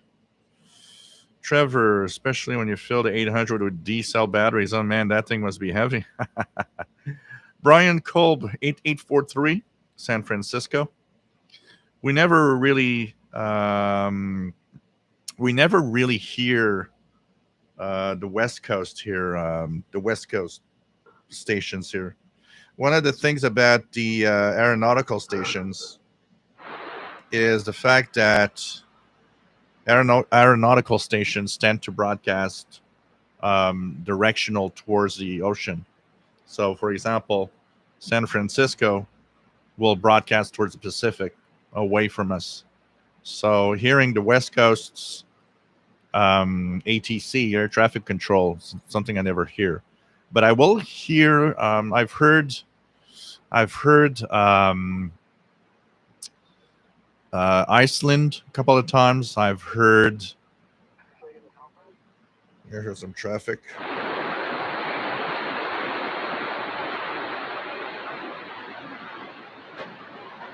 UD 162 Gain Radio. Here's Telcom. Check this frequency. Juliet Papa Hotel Q. For those wondering what these tones are, because I get that question all the time, this is cell call selective calling. It's a way of unlocking a plane's radio if they need to communicate with the plane. This is Gander, Newfoundland, air traffic control, 5616, upper sideband. Yep, All American fives. I got quite a few, including the pink one. You guys have seen the other day. I'm going to try to check if I can fix it for this weekend. Most work. A couple need to have capacitors changed. They have a terrible buzz, but most last time I checked, most of them work pretty fine. A little scratchy tuning, stuff like that, but I'm going to try to check them out for the weekend. I think it could be fun to look at.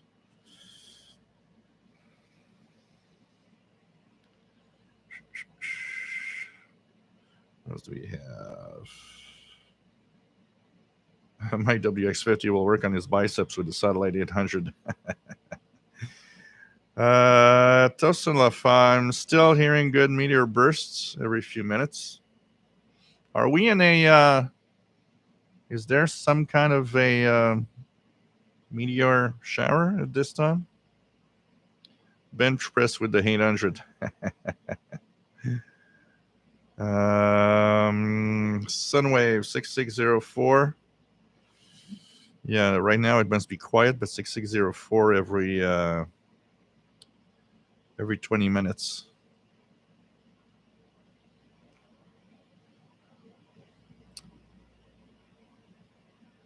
Take care, Paul. AA1 is you. I say I have you on board usually, as usual. What else do we have? Let's go down.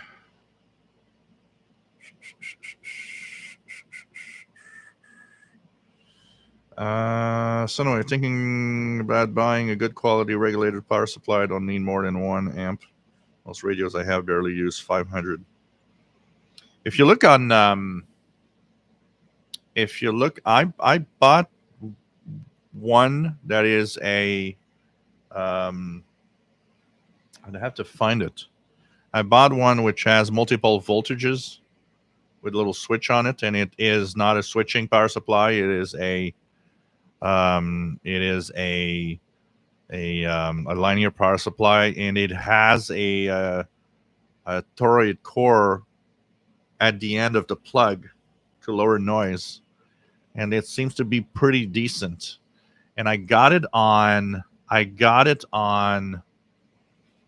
Amazon. It was a little expensive though, but I was happy with it. I need to find it and find the. I don't know if they're still selling it.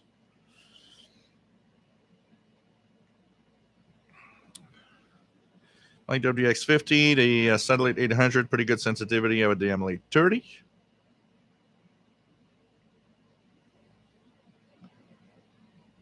Oh yeah, the 800 is pretty big, definitely.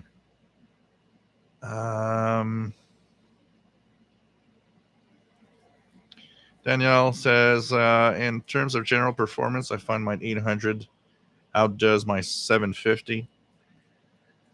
That would be what I would think, but you never know with radios today. But I would believe that. John K6 RXD, nice to have you here.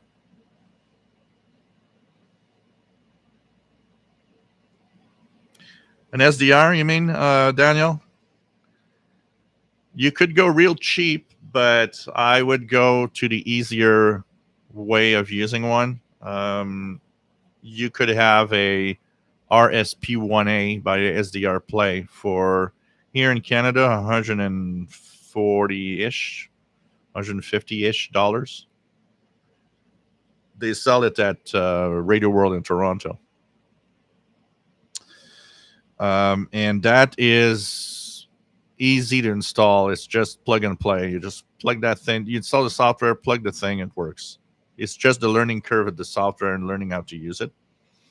But if you want to try an SDR and you really want to go cheap, but it will actually need a little bit of knowledge because you have to replace the driver with a special driver. So if computers are not your thing, then it may be not for you. But if computers is not a problem and you kind of have an easy way around PCs, you're enthusiast a little bit, the RTL SDR V3 for like $30 is surprising for $30. But you'll need, once you install it, need to install the special driver to replace the driver that comes with it. Then you install a piece of software. You can use SDR Sharp. You can use SDR Console, HD SDR. There's quite a few software that can use the RTL.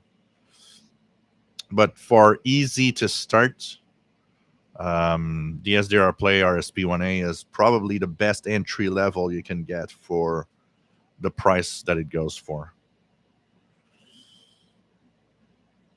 So anyway, I think I have to re-enter HF Aeronautical frequencies by CC Skywave SSB, swap batteries, and went over the 30 seconds it takes, and whoops, they're gone. Yeah, it's possible.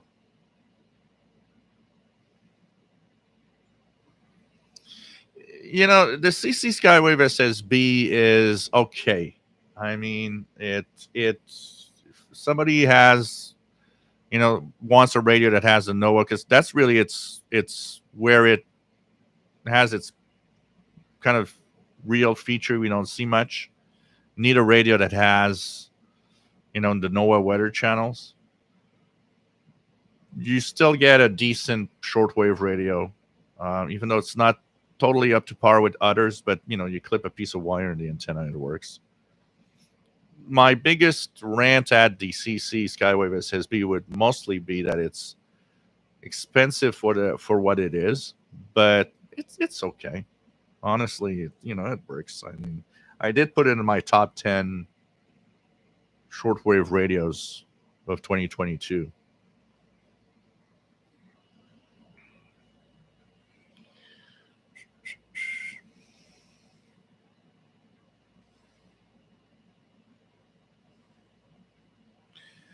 John Beckham, nice to have you here from Northeast Florida.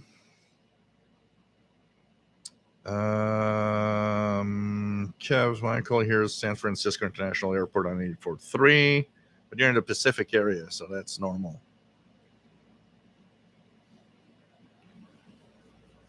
What else do we have?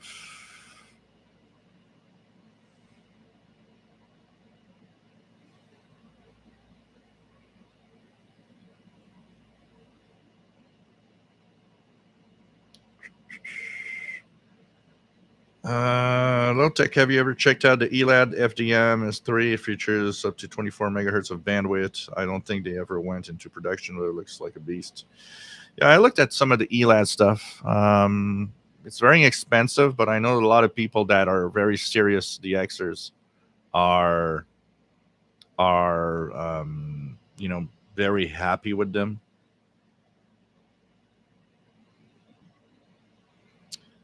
Ron, I have Duracell rechargeable batteries from Ethon Elite Executive. How long do I set the charge using the radio?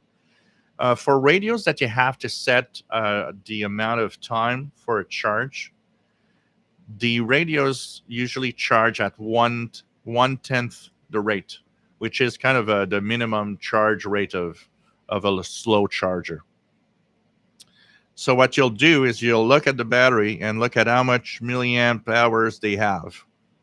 Say they have 2,400 milliamp hours on the battery.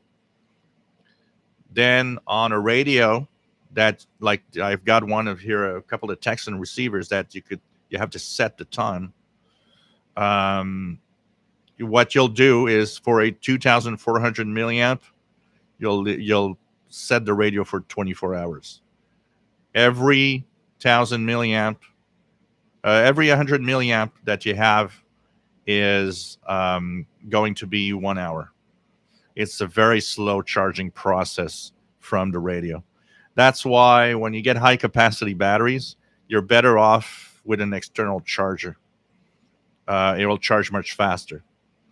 And you also have the ability to have several sets of rechargeables always ready, which is what I do, because these radios are really slow in the charging process. And the radios that have automatic time, I find, are not necessarily very accurate in charging the batteries. So very often what happens is that the batteries, once it says charged, are not really fully charged. So for all of these reasons, an external charger is often what I will get.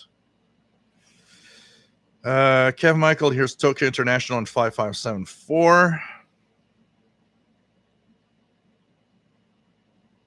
John, can you recommend a good quality double A battery charger? I have several here. What I would recommend mostly is to avoid the really fast chargers. You do not want to charge AA batteries in 1 hour, ever. They're not going to last long if you do that, because the batteries overheat, and what happens is they degrade extremely fast. So just use, I don't know, anything that has, like a 5-hour charge or more would be better, because the battery is going to last much longer, and get several sets. There's no real brand that I can say. One thing I've noticed is smart chargers are not always very smart. One that I have that I bought on Amazon that I use and seem to work well is I'm going to take it out here from the. If you have or ever have multiple types of batteries for radios, so for example, here you'll see that I'm charging 18650s. So this is a VWPOW, weird brand, VWPOW. You see, there's actually, because now I unplugged it, but here there's actually a display that shows you voltage, percentage of charge. Pretty nice charger that this is. And what's nice, you charge AA's. You also charge 18650s. If you have a radio, if you ever purchase a radio that uses those, you also can charge those in there. So that is one that I purchased that I like, with four parts for charging. So now these are charged actually, and charges really well, honestly. So I bought this on Amazon, and it works really well. And with the display, it's kind of cool because you see all the details of what's the percentage of charge of every battery, and there you have all the charging details and the voltages, and it's pretty cool. And charges of batteries in, I don't know, AA batteries in here will be charged in a couple of 2-3, maybe 2-3 hours. It's a little fast, but it's not like those really, really fast chargers that are going to be like I'm going to do this here. Sorry guys, I'm just gonna do a little something here with that. So this is kind of nice. And one that I use that honestly I like, because smart chargers are, like I said, not always very smart. I have one which is a dumb charger that is made to charge the batteries in 5 hours. So it's really a timer. You put the batteries on, 5 hours later, they're supposed to be charged. What's nice about those is when your batteries, because AA batteries, when you recharge, will slowly degrade. And you'll be at a time when a smart charger is going to say, no, the battery is bad. You can't charge that anymore. But in reality, you still have some life left on it. It's just that the smart charger doesn't want to charge it, but a dumb charger, a dumb charger will charge it anyways, because the dumb charger doesn't look at the battery. And you'll have on AA rechargeables that a smart charger refuses to charge, you'll see that you'll have still possibly 100 or more charges still left with a dump charger. Because as the batteries degrade, their internal resistance becomes higher and higher. And a smart charger will think that the batteries are bad, but in reality, you still have some life left. Look, just put if you don't have that brand, because it's like a very generic brand, just put battery charger and look at battery chargers that look exactly like this. So the brand might not be the same, but if it looks exactly like this, it's exactly the same thing. It's like Ethan Grundig, whatever. It's like it's the same, but has like 15 different names. Just put battery charger and look at what this looks like.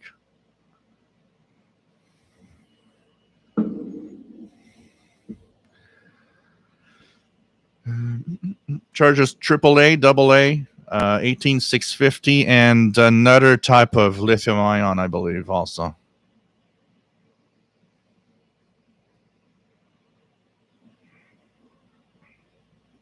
Take care, Love the Blue. It's nice to have you here.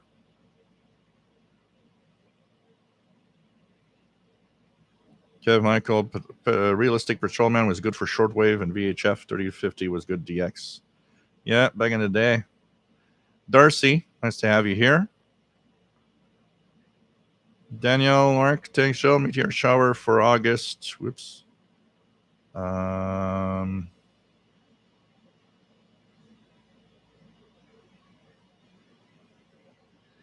lost my spot where I was.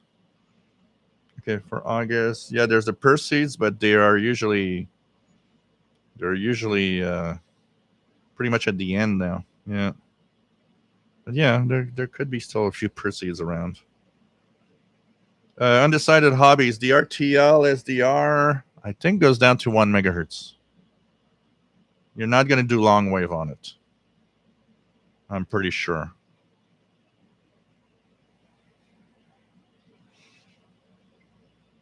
Nice to have you here from Brazil, Darcy. You pick long wave, Danny, shortwave, with the Amored up converter, yeah.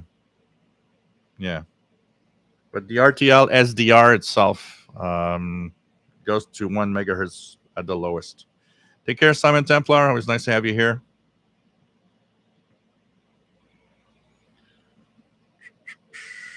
Yep, pretty much. Rechargeable batteries are around 1.4 once fully charged, 1.45. Where alkaline will be fully charged. New alkalines could be a 1.6. Constantine VE3 VVZ, nice to have you here. How does the Sony 7600 GR compare with today's choices? Been using it for 15 years, so now.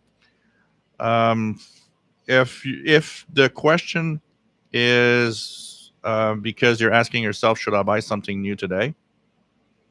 I don't think so. You got a great radio with that.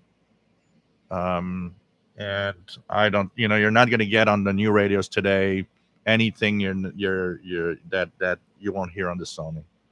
So if it's really for that, your radio's fine. Simon Templar, yeah, no problem. I know, but gets tiresome at times when people just go crazy.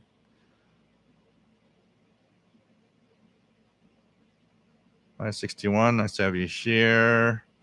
What else do we have? We go down.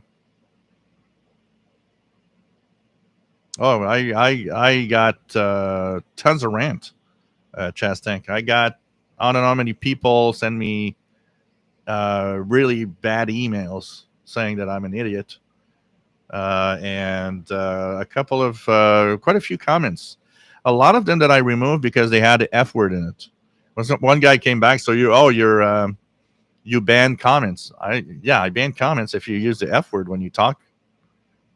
I'll leave your comment if you don't use the F word. But when the F word's there, forget it. Your comment's not there.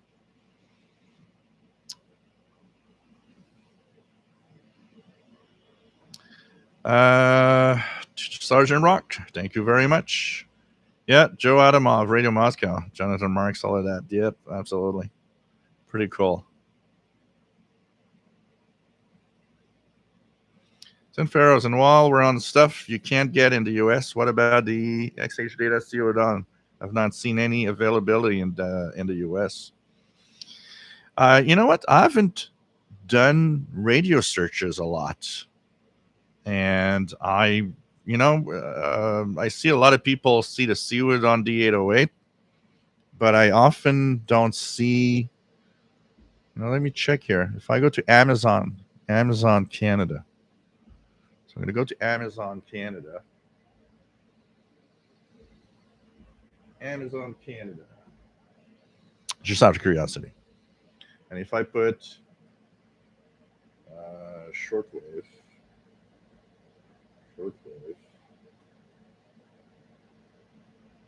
D808, can I buy one? There's the Ceodon R108 on Amazon for 72 Canadian dollars, minus $5 for a coupon. CC Skywave SSB at a crazy price of $279. Forget it.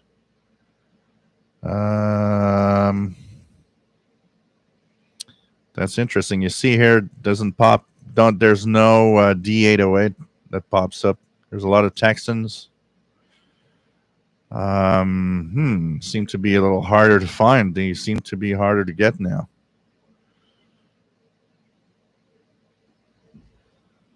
So, I'm gonna have to check that out to see which ones are easier or not to find.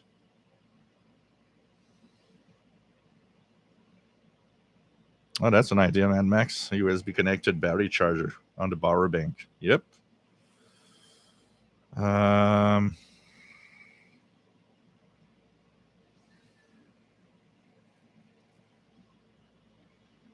No, don't. Lithium-ion batteries, you don't discharge them a lot. If you want to exchange really extend lithium-ion batteries, you don't want them as much as possible. You don't want them to go below 50%. The bigger the charge you have to do, the less they will last long. And a full charge is not a problem in general on lithium-ion. But don't bring it down to 20%. That will make them, they're not going to last as long. Lithium ion are definitely made for, you just plug it in when you need to charge them, and that's it. And they'll work a pretty long time with that. I've had my batteries in my laptops last years doing that.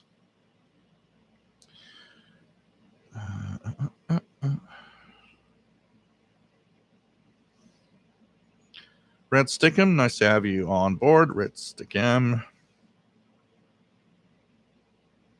No, the undecided hobbies. The cheap RTL SDR, the basic one, which costs $10, doesn't go below 25. The RTL SDR V3 version 3, that you have to purchase on the RTL SDR website because there's too many fakes. The real RTL SDR V3 goes down to 1 megahertz. You'll have full shortwave radio listening with it. No need for any up converter or nothing. That one will cost you about $30, because the ones that go down to 25 are like $10, $15.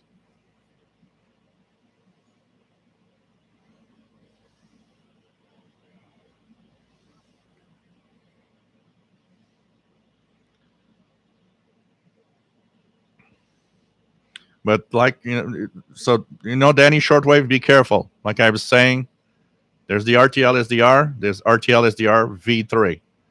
Okay, the V3 is this. This is the V3. This goes down to 1 megahertz. No up converter, no nothing. You just need to change one parameter in the software so that you actually tune via the Q branch, I believe, something like that. The real original one, goes to 1 megahertz. But the RTL SDR, which is just the standard RTL SDRs, which are a little less expensive, those don't go below 25 without a up converter. But the RTL SDR, purchased through the RTL SDR website, it's very important because these look all alike. On eBay, you'll see them. On Amazon, you'll see them. Most of them are fake. Well, the V3 doesn't need an up converter, Danny, to go on shortwave. You just need to change the, if you're using SDR console, you change the parameter to Q branch or something like that, and you'll have full coverage of the shortwave spectrum down to 1 megahertz in the medium wave.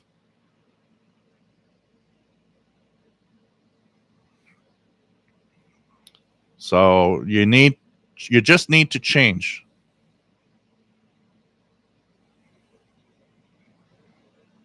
Yeah, but you said you're using an up converter. We're talking about no up converter at all. Direct sampling to the Q branch. Exactly, Shane. That brings you full shortwave. No up converter needed at all.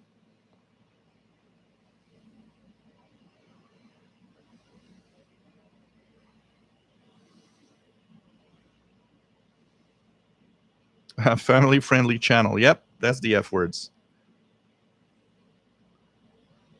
Just think. Oh yeah, absolutely. You know, it's like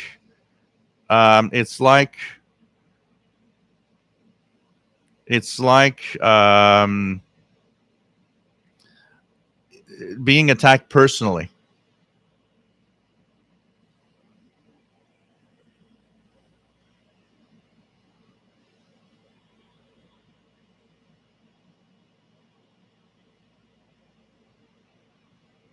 Yeah, that's possible in decided hobbies. If you have some strong FM stations around you, stuff like that, you could have a problem, definitely. Rob, I feel your radio reviews are fair and honest. Even rants, I see no good reason to flame. Yeah, you know, people take it personally. It's as if when I say a radio you have is bad, it's almost as if it's like I'm saying you're an idiot. They take it personally, and it has nothing to do. It's like, yeah, but I notice stuff that you might not have noticed. You know, when people tell me, well, no, mine doesn't do that. It does. You might. It's easy not to, if you're not used to it and have not done it a lot, it's easy not to notice. And it's when you take the time to check it out.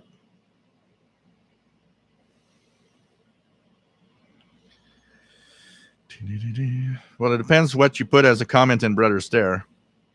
If you say I love Brother Stare, I'm not sure I'm going to leave it there. DX Indonesian, nice to have you here. 73 from Indonesia. Cool. We're located in Montreal, Quebec, Canada here.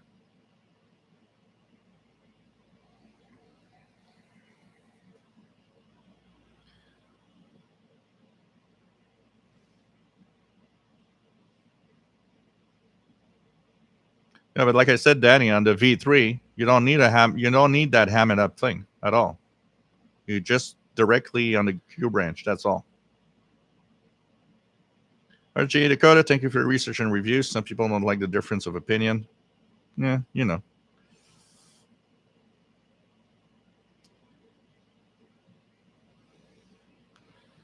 Yeah, it's the thing about the F word is I don't want to have it. Simply have it. You know, I get it. It's, you know, personally, it doesn't offend me, but I rather not have it in any comments. You know.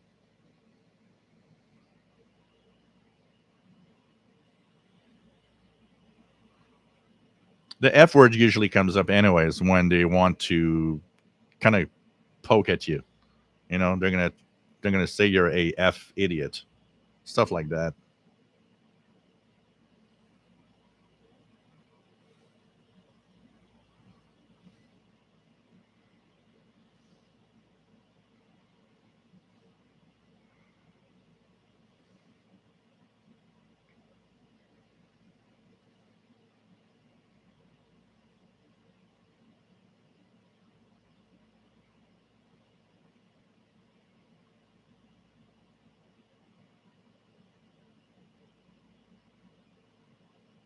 But let me get it clear because I think we're so you're using it on long wave just with the SDR V3. No ham it up, no converter. Is that what you're saying, Danny? Because I'm starting to get mixed up in what we're saying. So you use the Q branch, just the RTL SDR V3, no up converter, no nothing.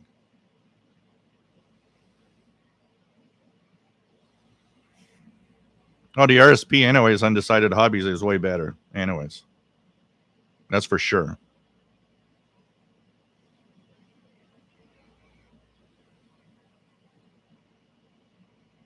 Yeah. Well, undecided hobbies, it's easy to, there's so much choice out there that it's easy to, not necessarily have the same. Any shortwave. I didn't appreciate when you mentioned that he was a ham for 60 years. Yeah. Well, there's an example. He didn't use any F words. He just said that I know what I was talking about. I didn't remove his comment. Shows you that I don't remove the comments necessarily because, you say I don't know what I'm talking about. But, hey, he's been a ham for 60 years. He knows way better than me, apparently. Hey, Mel. Nice to have you on board.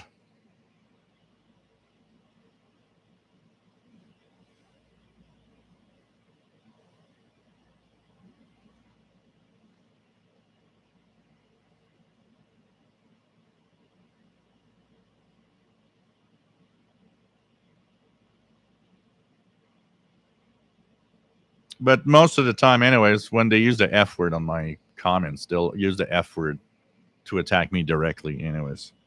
So it's like, the hell with it. Mark Fisher, nice to have you here from Southern Illinois.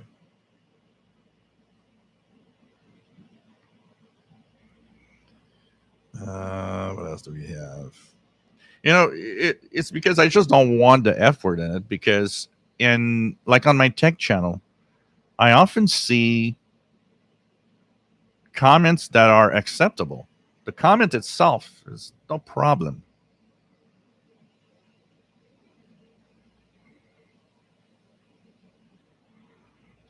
So, it's just that I know a lot of people are offended by it. So it's like, you know what? I'd rather not see the F word. I'd rather post a video from time to time and tell people, no F word or bad language. There's a way to formulate a comment or a dislike politely and correctly.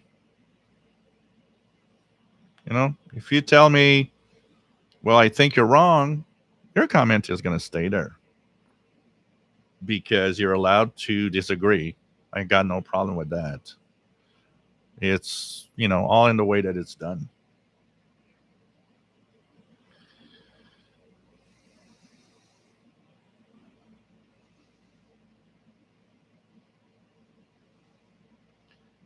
Anarchy Dude, nice to have you here from Bulgaria, where it must be quite late.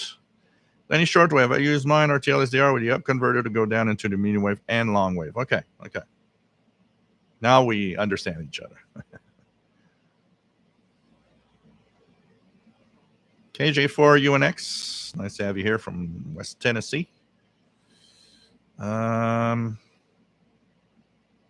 Fidelity, yeah, that is a good radio word. Sandman X, been out of radio for a while, been busy with kids, and glad to finally be able to get back. Nice to have you here. Pretty cool. Free, wonderful world. As in, tomorrow is world, it's like you would put like, tomorrow is the World Radio Day, and every radio is free. Oh, man. How many of us are going to go crazy on websites getting our radios in?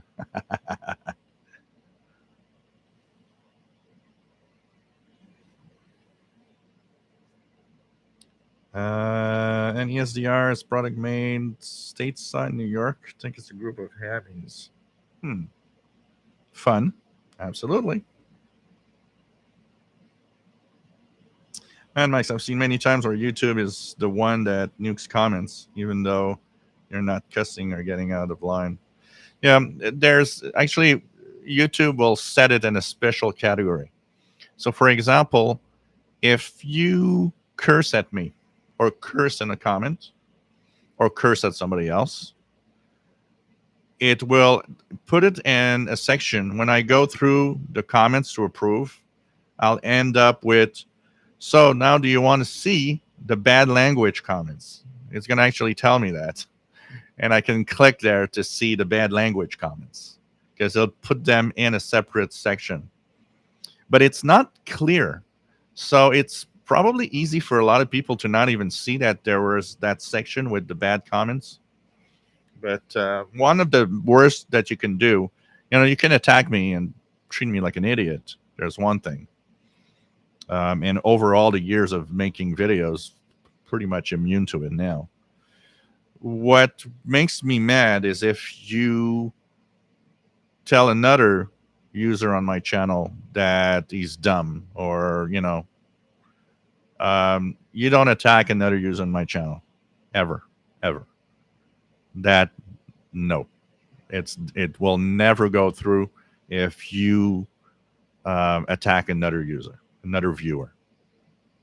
But if you do YouTube a lot like I do, you totally have to just filter it out at some point, because there's a couple of YouTubers that I've gone over the years that when they contacted me, there was one in particular. The guy came up and said, "What is how do you cope with the comments of people treating you like trash when you make videos?" And the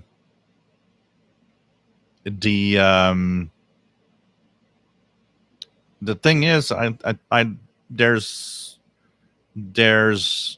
first of all, we are all different in the way we can actually cope with those comments. And I mean, some people have the perfect comment to hurt you real bad. Some will find the exact words that are really gonna drive you nuts. And I think we're not all equipped with the same possibilities to cope with that. Some are more sensitive. I'm more of I'm more of a guy that's rather immune to you attacking me. And even more now after doing YouTube for what? It's 10 years now. I've been doing YouTube. 2012 started. So, you just, yeah, right. But I've seen some YouTubers just like leave and say, look, I just can't cope with that. It's something that hurts me, and I have a hard time. And and I always the thing I always say is, don't take it personal. When you see one of those, you just delete it, and who cares? But a lot of people have a hard time with that.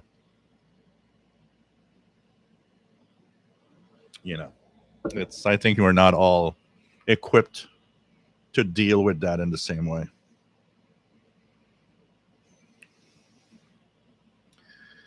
Brilliant signal of an HK 6105 out of France. Yeah, online people tend to really online be very, very, very, very bad, because they have that screen. They're not in front of you. How many people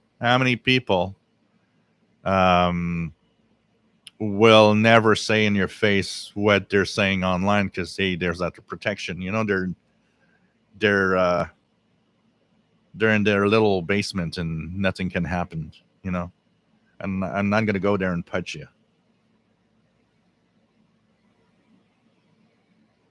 Well, Danny Shortwave, that's the thing. I think for some people, they just take it personally. It's as if I say a radio that you own is bad. They take it personal. It's like I'm attacking you. No, it's not. I'm attacking you. I'm just saying that radio is crap. You know.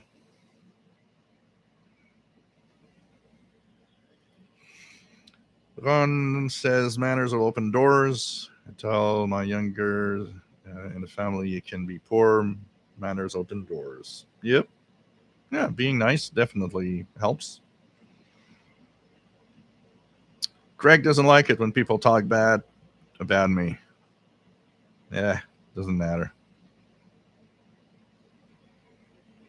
I'd use the F word to tell them, but Shane, I get censored on Microsoft Teams at work for saying damn. Oh, man. Chaz Thanks says,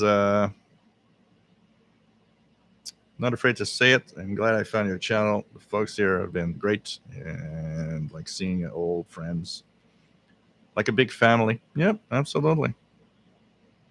Absolutely.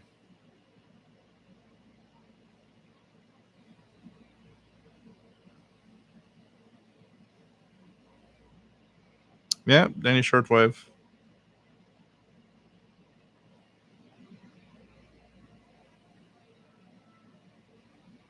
Trump says it's not always easy. Allow the insult to come, but not pierce you. Yep. Just let it slide off. Yeah, internet tough guy. I like that. They're internet tough guys and behind their screens. Keyboard warriors.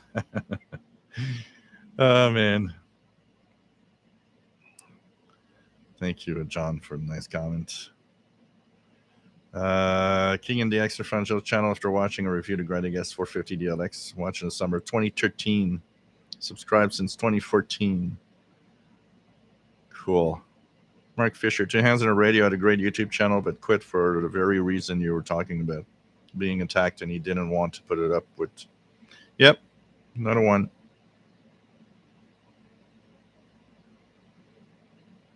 And it's tough because sometimes I'll tell people, I say, well, you have the option. You have the option of turning off the comments. You can have a channel without comments. It's just that it's not the same. There's an interaction, and people like to comment on things they see. So I rather have it, deal with it. Like wake up, get my coffee in the morning, delete that, 75, you're an idiot, you're an a-hole or whatever comment, and have the comments go through.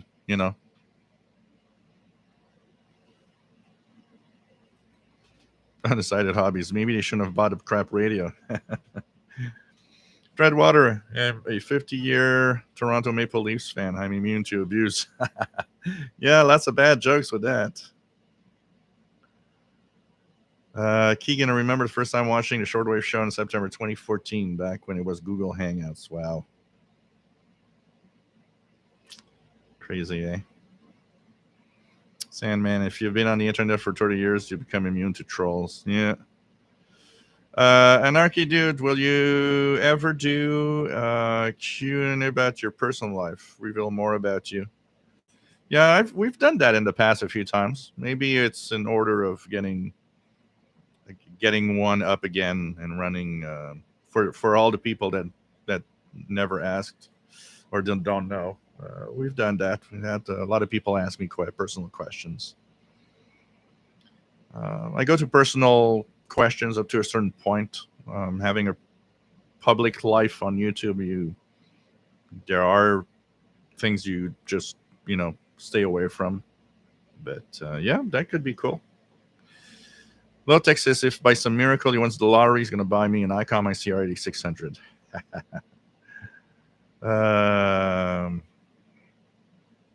Yeah, it's part of what people want. Also, a way to interact.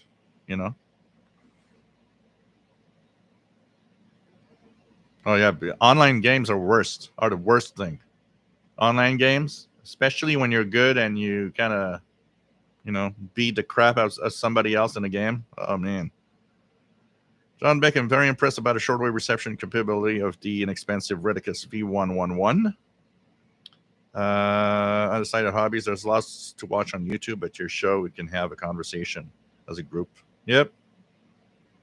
But also this is very different. This is something where we have an interaction, which is live too, which is pretty cool. Take care, David's Radio Room.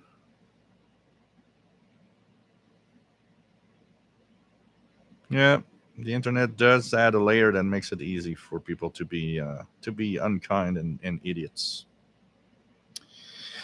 So hey guys, been on for 2 hours and 50 minutes, and it's almost 11 p.m. here, and I hear the next door neighbors are kind of getting ready to go to bed, I think. So as to not make too much noise, I'm going to be back this Saturday at 20 hours UTC. Hope that you enjoyed the show tonight.